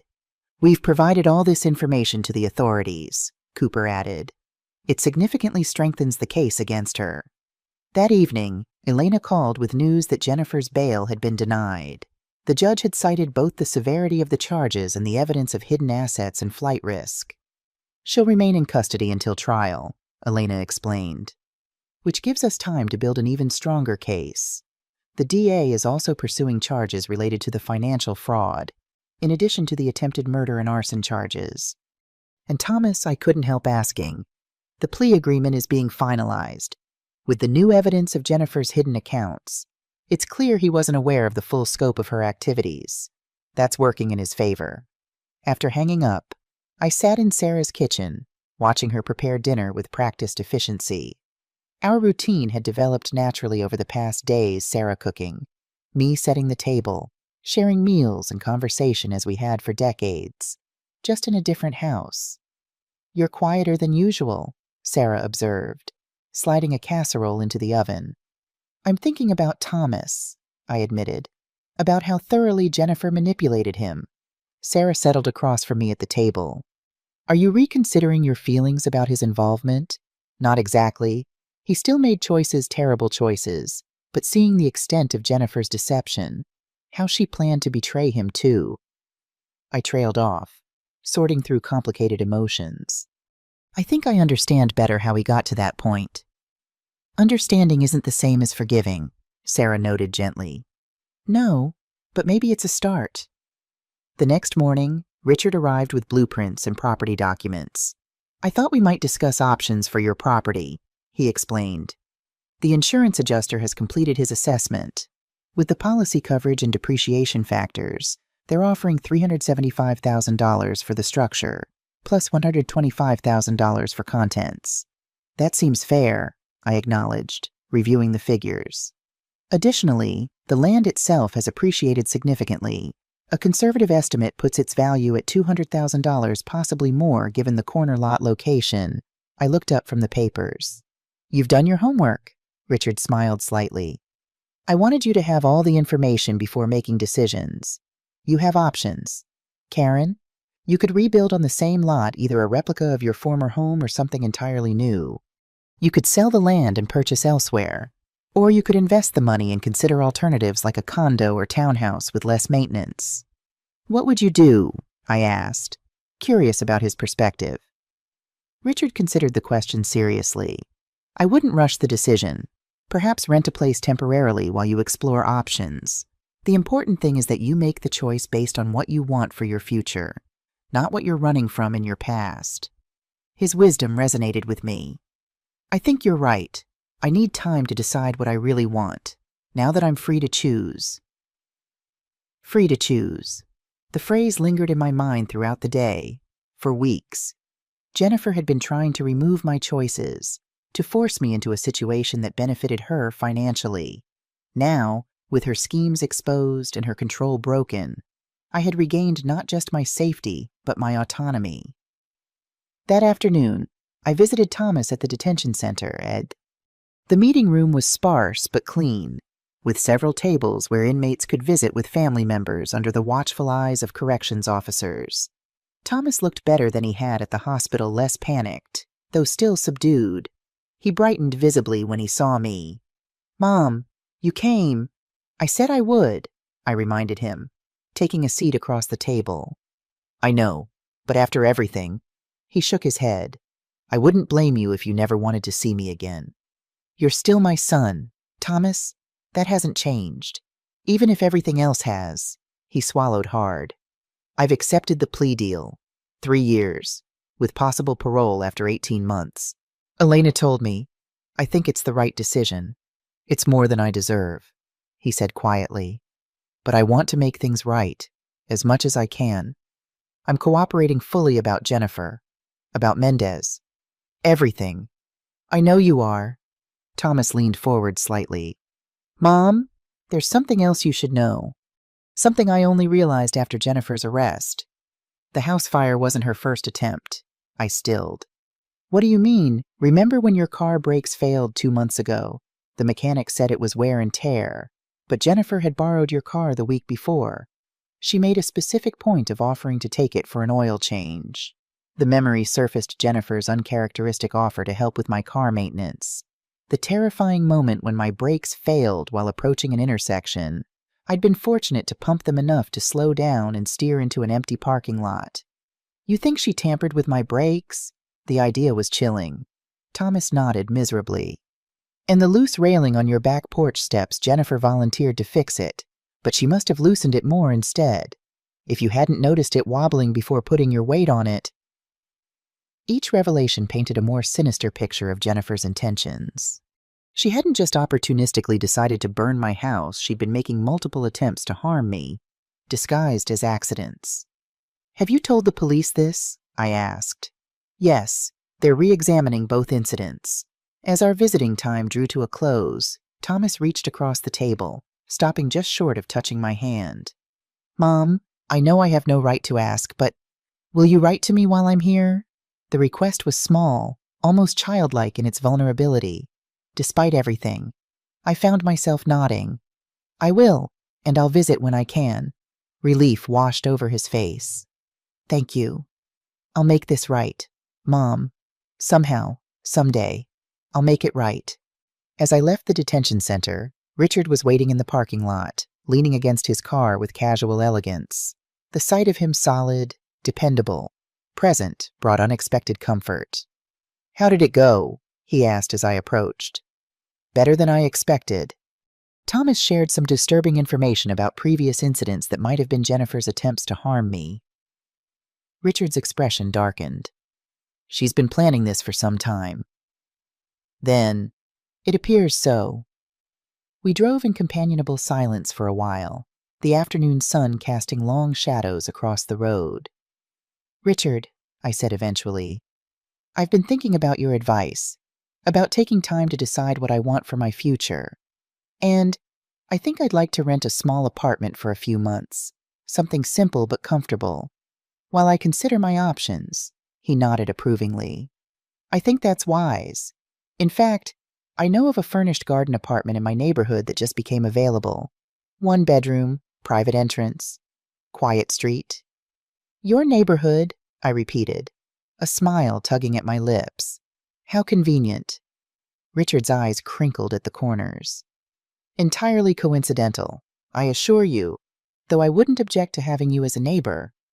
For the first time in weeks, I felt a lightness in my chest, a sense of possibility rather than dread. "I think I'd like that." The apartment Richard mentioned proved to be charming, a garden-level unit in a converted Victorian home, with large windows overlooking a meticulously maintained backyard. The rent was reasonable, the lease flexible, and I could move in immediately.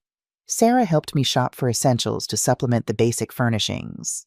It felt strange to buy new clothes, toiletries, kitchen items, all the daily necessities I'd accumulated over decades, now reduced to ash.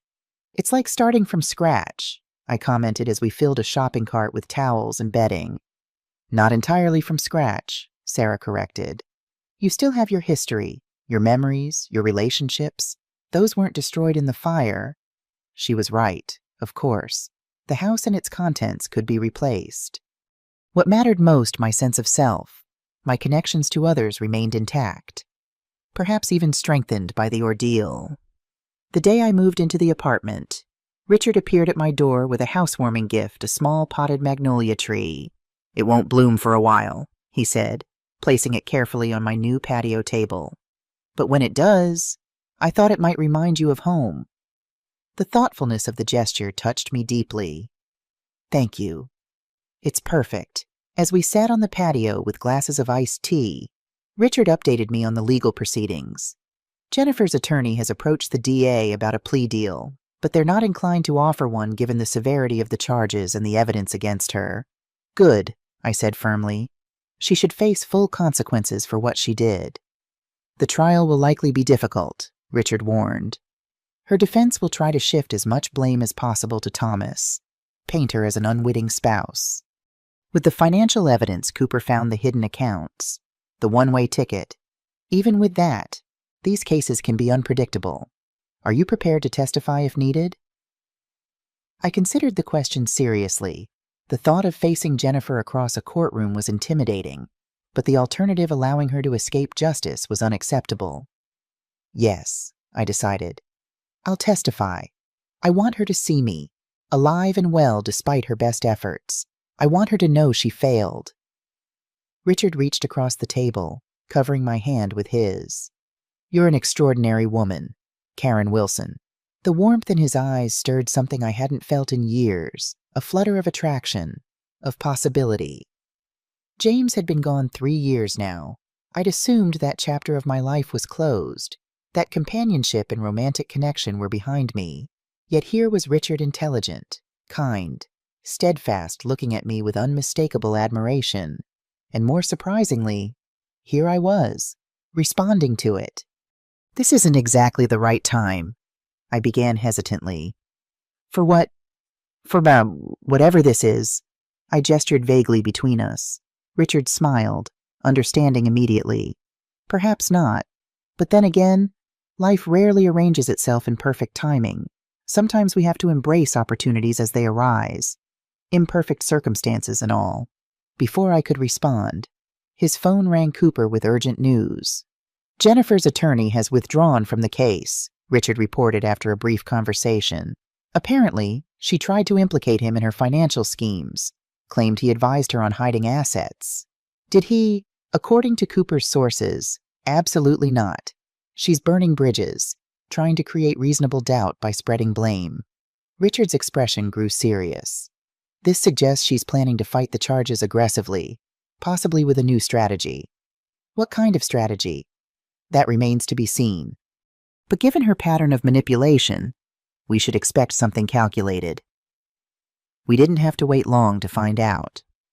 The next morning, a local news channel ran an exclusive interview with Melissa Davis, the real estate agent, except she wasn't speaking as a cooperative witness for the prosecution. She was defending Jennifer. Jennifer Wilson is a devoted wife who's being framed by her manipulative mother-in-law, Melissa claimed, her previous nervousness replaced with polished certainty. Karen Wilson has always resented Jennifer's influence over Thomas. She's using this tragedy to destroy their marriage. I stared at the television in disbelief. She told me she was cooperating with investigators. She apologized for her role in pressuring me to sell Richard, who had come over immediately after seeing the broadcast, nodded grimly. Jennifer must have gotten to her, offered money, threatened her, or both. But the evidence is strong, but not unassailable if enough doubt is created. Jennifer is fighting for her life here. She'll use every tool at her disposal. Over the next few days, a coordinated narrative emerged in local media. Jennifer was portrayed as a successful businesswoman and devoted wife, while I was characterized as a controlling mother who refused to accept my son's independence. The fire was described as a tragic accident, or more insidiously, as a possible insurance fraud scheme gone wrong orchestrated by me. This is absurd, Sarah fumed as we watched another news segment repeating these claims. You nearly died in that fire. That's their point, Richard explained. pacing my small living room. They're suggesting Karen set the fire herself for insurance money, but it spread more quickly than anticipated. They're trying to create reasonable doubt about Jennifer's involvement. But what about Thomas's confession? The evidence of Jennifer returning to the house alone. They're claiming Thomas confessed under duress, that he's mentally unstable and was manipulated by his mother. As for the security footage, they're questioning its clarity and timestamp accuracy. The character assassination was painful, but familiar, similar to the subtle ways Jennifer had been undermining me for years. Just more public now. But something about the coordinated nature of the campaign troubled me. "Richard," I said slowly, "how is Jennifer orchestrating this from jail? She has limited contact with the outside world. Doesn't she?" Richard and Cooper exchanged significant glances. "That's what we've been investigating," Cooper confirmed. "Our theory is that Mendez's organization is helping her. They have a vested interest in discrediting the case against Jennifer, since Thomas's testimony implicates them as well. A loan shark is helping my daughter-in-law smear me in the media." The absurdity of it almost made me laugh. "Mendez isn't just a loan shark," Cooper clarified. "He's a sophisticated financial criminal with connections in real estate, banking, and apparently media. Jennifer's relationship with him may have been more extensive than even Thomas realized." The revelation added another layer to Jennifer's deception. She hadn't just borrowed money from Mendez, she'd been working with him, possibly for years. "What do we do?" I asked, feeling suddenly overwhelmed by the scope of what we were facing. "We fight back," Richard said firmly. "Not in the media, that's their arena. We focus on strengthening the legal case." Cooper continues his investigation into Mendez's operations. Elena works with the prosecution to ensure Thomas's testimony is properly valued. And you, Karen, continue to demonstrate your competence and clarity at every opportunity. His confidence steadied me.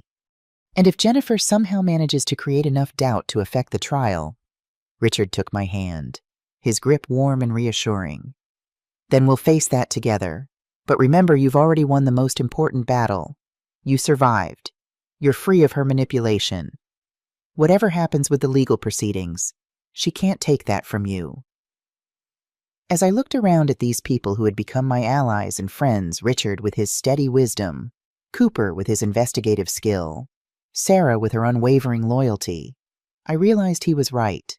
Jennifer had tried to destroy me, to erase me from existence. Instead, she had inadvertently led me to discover my own strength and to form new, meaningful connections. That was a victory she could never take away. The media campaign against me continued for weeks, growing increasingly personal and vicious. Old neighbors were interviewed about strange behavior they'd supposedly witnessed. Former colleagues from my accounting days suddenly recalled incidents of confusion or memory lapses. Even the parents of Thomas's students claimed I had been inappropriately involved in his teaching career. "This is coordinated character assassination," Elena Rodriguez observed during our strategy meeting in Richard's office. "They're trying to create a portrait of an unstable, controlling mother who would go to any lengths to maintain influence over her son." "But why would anyone believe this?" Sarah demanded. "Karen is the victim here. Her house was burned down." "Because people love a scandal," Cooper explained, spreading several newspaper clippings across the conference table. "And Mendez has connections to ensure these stories get coverage. The more outrageous the claim, the more attention it gets." I studied the headlines with a detached sort of fascination. "Mother from Hell, the woman who framed her daughter-in-law." "Arson or insurance fraud, the twisted case of Karen Wilson." "Controlling mother destroys son's marriage." "They're trying to poison the jury pool," Richard said grimly. "Create enough public doubt that finding impartial jurors becomes difficult." "Is it working?" I asked. Elena hesitated. "It's complicating matters. The DA is concerned about the media narrative. They're considering additional charges against Jennifer for witness tampering and obstruction, but proving her connection to this media campaign is difficult." "What about Thomas?" I asked. "How is this affecting his plea agreement?" "He's holding firm," Elena assured me. "Despite pressure from Jennifer's new attorney to recant his confession, he's been adamant about his testimony, even with the personal attacks in the media." That provided some comfort. Despite everything, Thomas was maintaining his commitment to the truth. "We need to focus on building our case, Not fighting media battles, Richard advised. Cooper, what's the status of the Mendez investigation? Making progress. We've identified several shell companies connected to both Mendez and Jennifer. They've been working together for at least 4 years, possibly longer. Before she even met Thomas, I noted, the implications chilling. Yes, there's a pattern of Jennifer targeting financially vulnerable men, using their resources to fund real estate ventures, then moving on when the money runs out. Cooper slid a folder toward me. We've identified 3 previous relationships with similar characteristics. The folder contained photographs and brief profiles of men Jennifer had been involved with before Thomas. Michael Davis, Amanda Wilson's nephew, was among them, along with 2 others, a divorced surgeon named Robert Castillo and a widowed business owner named William Chen. All of them experienced financial problems after becoming involved with Jennifer, Cooper explained. And in 3 of the 4 cases, there were suspicious fires or accidents. She's a predator, I whispered, the scope of Jennifer's deception finally becoming clear. And Thomas was just her latest target. We're working with authorities to connect these cases, Cooper continued. If we can establish a pattern of behavior, it strengthens the case against Jennifer significantly. As I left the meeting, Richard walked me to my car. Are you all right? I know seeing all of this laid out so clinically must be difficult. Actually, it helps, I admitted. Knowing Thomas wasn't singled out, that this is what Jennifer does, it makes his involvement more understandable, if not excusable. Richard nodded. People like Jennifer are skilled manipulators. They identify vulnerabilities and exploit them methodically. What was Thomas's vulnerability? I wondered aloud. His desire to please, perhaps. His belief in seeing the best in people. Richard's expression softened. Qualities he likely inherited from you. I smiled faintly at that. Along with my stubbornness, apparently. Despite everything. He's sticking to his testimony. That takes courage, Richard acknowledged. He's chosen truth over self-protection. That's no small thing. As I drove back to my apartment, I reflected on Richard's words. Thomas had made terrible choices, had participated in devastating betrayal. Yet now he was choosing truth, accountability, consequences. There was strength in that, a glimmer of the sun I'd raised. The next morning, I received an unexpected call from Chief Rodriguez of the fire department. Mrs. Wilson, we've made a significant discovery in your case. Can you come to the station this afternoon? When I arrived, accompanied by Richard, the chief led us to a small conference room where several evidence bags were arranged on the table.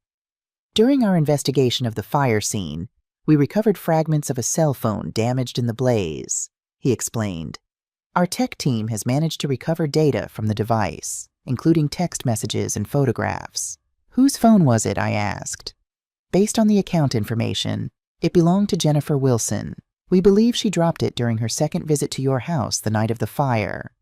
Chief Rodriguez opened a folder containing printouts of text messages. These are exchanges between Jennifer and an unknown contact listed only as VM in her phone. Victor Mendez, I realized immediately. The messages discussed the fire explicitly, the chief continued. Planning, timing, even discussions about ensuring you would be home that night. He pushed one particular exchange toward me. VM is the old lady definitely home tonight. Jennifer? Yes. Saw her car in the driveway at 9. Lights on upstairs. She always takes sleeping pills by 10. VM good. Make sure placement is exactly as we discussed. Maximum damage, but delayed enough for Thomas to establish alibi. Jennifer, what if she wakes up VM? Not our problem. This needs to look accidental. You get insurance. We get our money. Everyone wins. Jennifer, except her. VM, she's old. Had a good run. Focus on what matters. I stared at the exchange, a chill running through me at the casual discussion of my death. These messages were sent the night of the fire, Richard asked. Between 11 p.m. and midnight, the chief confirmed. There are others from previous weeks discussing various scenarios, car accidents, falls, medication, mix-ups. The fire wasn't their first plan, just the one they ultimately executed. This is definitive evidence, Richard noted, scanning the other messages. It establishes premeditation, intent, and conspiracy between Jennifer and Mendez. Exactly, Chief Rodriguez agreed. The DA is using this to file additional charges against Jennifer and to issue an arrest warrant for Mendez. The latter may be harder to execute. He has properties in countries without extradition treaties. But Jennifer isn't going anywhere, I stated, rather than asked. No, Mrs. Wilson. With this evidence, her conviction is virtually assured. As we left the police station, I felt oddly numb. The text messages had been so cold, so calculating. Jennifer and Mendez discussing my death as casually as one might discuss a business transaction. Are you all right? Richard asked as we walked to his car. They saw me as disposable, I said quietly. A problem to be eliminated, an old woman who'd had a good run.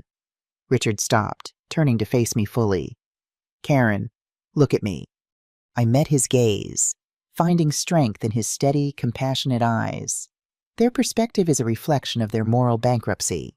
Not your value, he said firmly. You are not disposable. You are vital, valuable, essential. To Sarah, to Thomas despite his mistakes. To me, he paused, then added softly, especially to me. Something in his voice, in the intensity of his gaze, broke through my numbness. Impulsively, I stepped forward and embraced him, right there in the police station parking lot. After a moment's surprise, his arms came around me, solid and secure.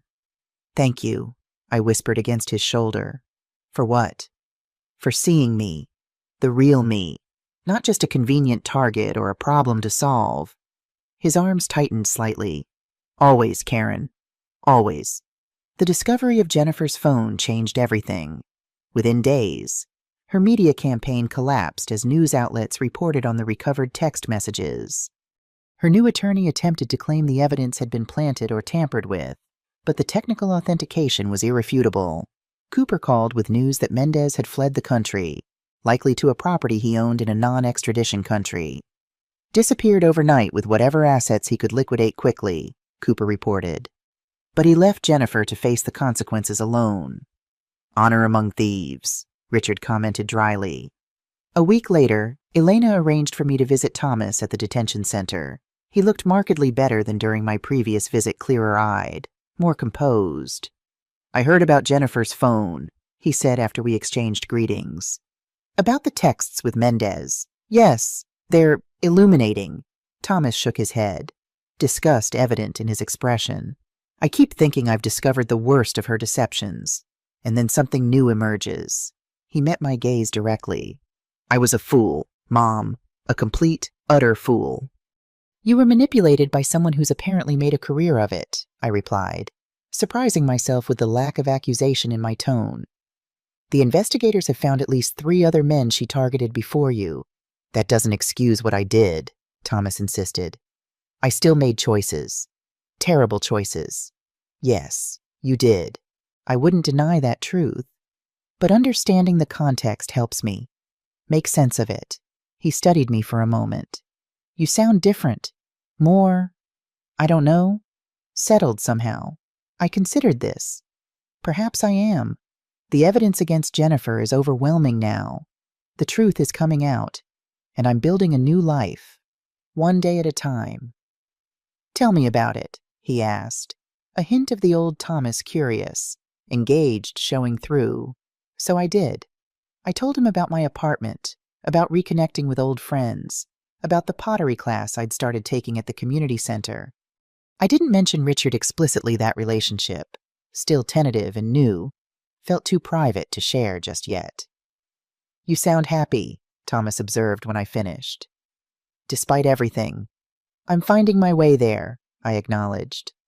It's a process. I'm glad. His voice caught slightly. You deserve happiness. Mom, always have. As our visiting time drew to a close, Thomas hesitated, then asked, Would it be okay if I wrote to you while I'm serving my sentence? I'd like that, I replied, surprised by how genuinely I meant it. I'll be transferred to the state facility next week, after the plea is finalized. 3 years. He said the number without flinching. I'm going to use the time well. There are education programs, therapy, I want to understand how I got to that point. How I let myself become someone who could hurt you." His determination seemed genuine. His acceptance of consequences a stark contrast to Jennifer's desperate attempts to escape them. "I believe you will, Thomas, and for the first time since the fire, I truly did." Later that week, Jennifer's attorney approached the DA with a plea offer guilty to arson and attempted fraud in exchange for dropping the attempted murder charge. The DA rejected it outright. "With the text message evidence, they don't need to make deals," Elena explained when she called to update me. "The trial is scheduled for next month, but honestly, I'd be surprised if it gets that far. Jennifer's attorney will likely advise her to accept a plea once they review all the evidence we've gathered." The prediction proved accurate. 3 days before the scheduled trial, Jennifer accepted a plea agreement guilty to arson, attempted murder, fraud, and conspiracy, in exchange for a sentence of 25 years with the possibility of parole after 18 years. "She'll be in her 60s when she's eligible for release," Richard noted as we celebrated the news with a quiet dinner at his home. "And that's assuming model behavior, which seems unlikely given her temperament." "Justice served," Sarah commented, raising her wine glass in a toast. As Richard poured more wine, I found myself studying him, the thoughtful lines around his eyes, the elegant silver of his hair, the steady confidence of his movements. Over these challenging months, he had become far more than my attorney. He was my confidant, my support, and increasingly, something more. Later, as Sarah excused herself to make a phone call, Richard and I stepped out onto his back porch. The evening was mild, stars appearing one by one in the darkening sky. "Penny for your thoughts?" he asked, standing close beside me at the railing. "I was thinking about new beginnings," I admitted. "About how sometimes they come from the most unexpected circumstances. Like a house fire, a hint of wry humor colored his tone. Like a complete upheaval of everything I thought was certain." I turned to face him. "If you had asked me 6 months ago where I'd be now, I never would have imagined. This, he echoed, his voice softening. "A new home, new clarity about what matters, new possibilities." I gathered my courage. "New feelings I didn't expect to experience again." Richard's eyes held mine, warm with understanding and something deeper. "I've wanted to talk to you about those feelings, but the timing never seemed right. With everything you've been through, I think," I said carefully, "that waiting for perfect timing is a luxury life rarely affords us." His smile widened at hearing his own words from weeks ago reflected back to him. "Wise woman." "I've had excellent counsel," I replied, returning his smile, slowly, giving me every opportunity to step away. Richard reached for my hand. When I met him halfway, twining my fingers with his, the simple connection felt more significant than any grand gesture could have. "Karen," he said softly, "I've admired you for years, since you and James first came to me for legal advice. Your intelligence, your grace, your quiet strength. When James passed, I kept my distance out of respect. But these past months, working with you, seeing how you've faced these unimaginable challenges, you've seen me at my worst," I noted. "I've seen you at your most authentic," he corrected. "And that's the woman I've fallen in love with." The declaration, simple and direct, took my breath away. Not because it was unexpected we'd been moving toward this moment for weeks, but because of the certainty in his voice. "I don't expect you to respond in kind," Richard continued. "I know you're still finding your footing in this new chapter. I just wanted you to know where I stand, and that I'm in no hurry. We can take this as slowly as you need." I considered his words, this generous offering of love without demand or expectation. After Jennifer's manipulations, after months of fighting for my autonomy, Richard's approach honest, respectful of my agency, felt like a gift. "Richard," I began, choosing my words carefully, "I'm not ready to say I'm in love, but I care for you deeply. You've become essential to me in ways I never anticipated, and I'd like to explore what that might mean, where it might lead." He smiled, the expression lighting his entire face. "That's more than enough for me, Karen, more than enough." Under the canopy of emerging stars, He leaned forward slowly, giving me time to decide. I met him halfway, our lips connecting in a kiss that felt both new and somehow familiar, like coming home to a place I hadn't known I was seeking. When Sarah returned to the porch, she took one look at our clasped hands and barely suppressed smiles, and broke into a grin of her own. "Well, it's about time," she declared, with the satisfaction of someone who'd seen this coming long before we had. In the months that followed, life settled into new patterns. Thomas was transferred to a minimum security facility where he began taking business ethics courses and participating in a restorative justice program. His letters arrived weekly thoughtful reflections on his actions, his progress in therapy, his growing understanding of how Jennifer had manipulated him while never excusing his own choices. Jennifer, meanwhile, was sent to a maximum security women's prison.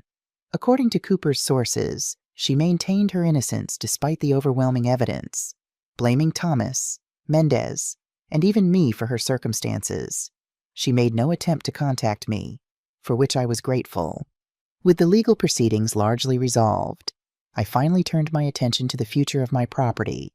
The insurance settlement had been finalized, providing more than enough funds to rebuild if I chose to do so. "I don't think I want to live there again," I admitted to Richard as we walked through the cleared lot one crisp autumn afternoon. "Too many memories now, not all of them good." He nodded, understanding. "Have you considered other options for the land?" I had, in fact. After weeks of consideration and consultation with various advisors, I developed a plan that felt right. "I'm thinking of donating it," I says, watching his expression carefully. "For a community purpose." "What kind of community purpose? A small park, perhaps, or a community garden?" I gestured to the empty space where my house had once stood. "This corner has good sunlight, room for benches under shade trees. It could be something beautiful for the neighborhood." Richard's smile was approving. "I think that's a wonderful idea. Karen, a positive legacy from a difficult chapter. Would you help me set up the legal framework? Perhaps a trust to maintain it. It would be my honor." He squeezed my hand gently. "Have you thought of a name for it?" I nodded, emotion suddenly tightening my throat. "The James Wilson Memorial Garden, for my husband, who loved this plot of land from the first time we saw it." Richard's eyes softened with understanding. "Perfect." 2 weeks later, I received an unexpected letter forwarded through Elena from Amanda Wilson, Thomas's first wife. "Dear Karen, I hope this letter finds you well. I've been following the news of Jennifer's conviction and wanted to reach out. Thomas and I may not have been right for each other as husband and wife, but I've always respected him and the wonderful way you raised him. I was shocked to learn of his involvement in what happened to you, but not entirely surprised about Jennifer's role. There was always something calculating about her that made me uneasy when we occasionally crossed paths in professional settings. The reason I'm writing is that my daughter, Emily, has been asking about Thomas. She was only 5 when we divorced, but she has some memories of him as a kind stepfather during that brief time. She's 22 now, working as a nurse at Memorial Hospital, and curious about reconnecting in some way. I've explained the current circumstances, of course, but she still expresses interest in writing to him. I thought I should consult you first. Given everything that's happened, Emily has always had a compassionate heart, sometimes to a fault, and I want to ensure this wouldn't complicate an already difficult situation for your family. Whatever you think best, I will respect. Regardless, please know that you remain in my thoughts and prayers as you rebuild your life. With warmest regards, Amanda Wilson. The letter surprised me. I had only met Emily a few times during Thomas's brief marriage to Amanda, remembering her as a shy child with serious eyes and a gentle way with the family cat. The thought that she remembered Thomas fondly enough to want to reconnect was unexpected but touching. After discussing it with Richard, I arranged to meet Amanda and Emily for coffee the following week. Emily had grown into a poised young woman, her mother's elegance softened by a natural warmth that showed in her smile. "Mrs. Wilson," she greeted me, extending her hand. "Thank you for meeting with us. Please, call me Karen," I insisted, immediately liking her direct manner. Over coffee, Emily explained her interest in contacting Thomas. "I don't have many memories of that time, But the ones I do have are good. He took me to the park, read me stories, never treated me like an imposition. She hesitated. I know what he did was terrible. I'm not excusing it. But when Mom told me about Jennifer's manipulation, it made me wonder if the Thomas I remember is still in there somewhere. Her perspective was remarkably mature and nuanced. She didn't minimize Thomas's actions, but sought to understand the complexities behind them. I think he would appreciate hearing from you, I said honestly. He's working hard to make amends, to understand how he ended up making such terrible choices. A connection to a time when he was a better version of himself might be valuable. Emily's smile was grateful. I'll write to him, then, just as a friend, someone who remembers the good in him. As we were preparing to leave, Emily asked hesitantly, would it be all right if I visited you sometimes too? I'd like to get to know you better. The request touched me unexpectedly. I'd like that very much, Emily. And so another new relationship entered my life, this thoughtful young woman who, despite having no biological connection to me, sought to build a bridge where others had burned them. Emily began visiting me regularly, sometimes bringing small gifts, flowers from the hospital garden, books she thought I might enjoy, once a handmade scarf in colors that complemented my eyes. She also wrote to Thomas, sharing brief, positive updates about her nursing career and asking thoughtful questions about his studies in prison. According to Thomas's letters to me, these exchanges had become a bright spot in his institutional routine. Emily remembers things about me that I'd forgotten, he wrote. Small kindnesses, moments of patience. It helps me remember that I wasn't always the person who made those terrible choices. 6 months after Jennifer's conviction, another unexpected development occurred. Cooper contacted Richard with news that authorities had located Victor Mendez in a small coastal town in Brazil. Though they couldn't extradite him, they had frozen significant assets connected to his financial crimes. They're establishing a restitution fund for his victims, Richard explained when he brought me the news. Including those affected by the arson conspiracy, you're eligible for compensation beyond your insurance settlement. I don't need more money, I pointed out. The insurance covered rebuilding costs, and I've decided not to rebuild. True, but there's the matter of emotional damages, displacement, trauma. Richard spread several documents on my kitchen table. The fund administrators are proposing a settlement of $250,000 for your case. I stared at the figure, unsure how to feel about this unexpected windfall. It seems wrong somehow, to benefit financially from all this. Think of it as justice, not benefit, Richard suggested. Mendez profited from causing harm. Now some of those profits are being redirected to help heal that harm. After consideration, I decided to accept the settlement, but with a specific purpose in mind. I established a scholarship fund for students pursuing degrees in ethics, psychology, or law fields that could help prevent or address the kind of manipulation and exploitation Jennifer and Mendez had perpetrated. The Karen Wilson Resilience Scholarship would support 2 students annually, with preference given to those who had overcome significant personal challenges. It felt like transforming the damage into something constructive, creating opportunity from adversity. As spring arrived, bringing new growth to the memorial garden being developed on my former property, I made a significant decision. After 9 months in the rental apartment, I was ready for a more permanent home. Richard and I had been discussing our relationship's future, cautiously but with increasing certainty. I'm not suggesting we rush into anything, he said one evening as we sat on his porch. But I want you to know that when you're ready, if you're ready, I'd like to build a life together. Are you proposing Richard Bennett? I asked, a smile tugging at my lips. Exploring the possibility, he replied with matching humor. Laying groundwork, being thorough, as any good attorney should. I laughed, delighted by his approach. Very prudent. But in all seriousness, Karen, he continued, taking my hand, I love you. I want to share my life with you, however that looks, whether that means marriage eventually, or simply building a home together, or maintaining separate residences while deepening our commitment. I'm open to whatever path feels right to you. His willingness to adapt to my needs, to prioritize my comfort and agency, reinforced what I already knew. Richard was nothing like Jennifer. Where she had manipulated and controlled, He offered support and respect. Where she had seen me as an obstacle to eliminate, he saw me as a partner to cherish. "I love you too, Richard," I said, the words feeling right, true, earned through months of deepening connection. "And I'm ready to take the next step, whatever that might be." After careful consideration, we decided to purchase a new home together, not his existing house with its bachelor sensibilities, not another apartment, but a fresh start in a spacious townhouse halfway between our respective neighborhoods.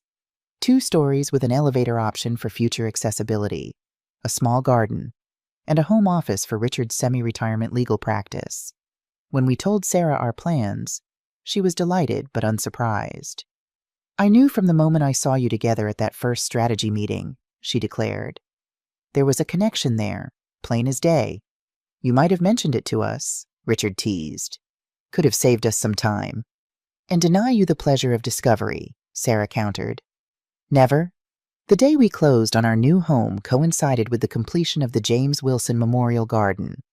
The city had embraced the project enthusiastically, contributing additional funds for benches, pathways, and a small fountain at the center. The dedication ceremony was simple but meaningful. Sarah was there, of course, along with Emily, Amanda, neighbors from my former street, and even Chief Rodriguez. Richard stood beside me as I cut the ribbon, his steady presence a reminder of how far I'd come from that terrible night when flames devoured my old life. "From ashes to flowers," Sarah murmured, admiring the early spring blooms already adding color to the newly planted garden. "From destruction to creation," I agreed, after the ceremony, as guests mingled and enjoyed refreshments. Emily approached with news. "I visited Thomas yesterday," she said. "He asked me to tell you he's been approved for the work release program, starting next month. He'll be able to leave the facility during the day to work at a local bookstore." "That's wonderful," I said sincerely. Thomas's letters had shown consistent progress, genuine remorse, growing insight, committed effort to change. The work release approval was significant recognition of that progress. "He also wanted me to give you this," Emily added, handing me a small package. Inside was a carved wooden box, simple but beautifully crafted, with my initials inlaid in darker wood on the lid. A note explained that Thomas had made it in the facility's woodworking program.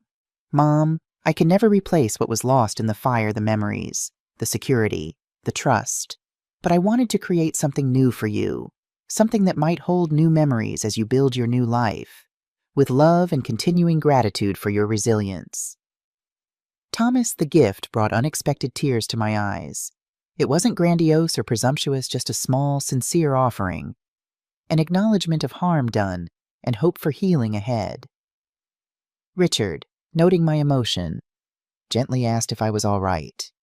"Yes," I assured him, showing him the box and note.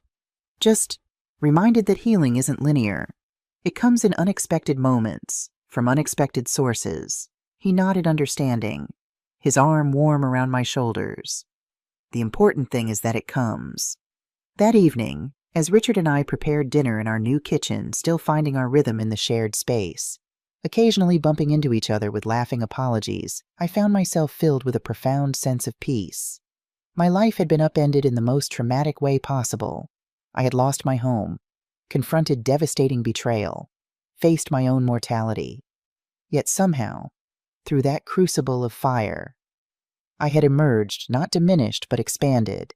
New relationships, new purpose, new understanding of my own strength. "Penny, for your thoughts," Richard asked, noticing my momentary stillness as I chopped vegetables. "I was thinking about transformation," I replied. "About how sometimes we have to lose everything to discover what we truly need." He considered this, his expression thoughtful. "There's an old Japanese art form called kintsugi, repairing broken pottery with gold. The philosophy behind it is that breakage and repair are part of the history of an object, not something to disguise." "Making the scars beautiful," I murmured, understanding immediately. "Exactly. The piece becomes more valuable, more unique because of its brokenness and healing." I looked around our kitchen, at the life we were building together, a life I couldn't have imagined on that terrible night when I woke to the smell of smoke. A life that wouldn't exist if Jennifer's plan had succeeded. I think I'm becoming a kintsugi person, I said softly. Broken and repaired with gold. Richard smiled, his eyes warm with love and understanding. The most beautiful kind. As we continued preparing our meal, moving in comfortable tandem, I thought about the garden that now bloomed where my house had once stood, about Thomas working toward redemption, about Emily building bridges between past and present, about Richard and me creating something new and precious from unexpected circumstances, from the ashes of what was lost. Something beautiful had indeed risen, not a replica of what was destroyed, but something different, something stronger, a life rebuilt with intention, with wisdom earned through fire, a life that was, undeniably, my own. What would you do if you were in my place? Have you ever been through something similar? Comment below, and don't forget to check out 2 other stories that are channel favorites, My Daughter's Wedding Changed Everything, and The Inheritance That Tore My Family Apart. Thanks for watching.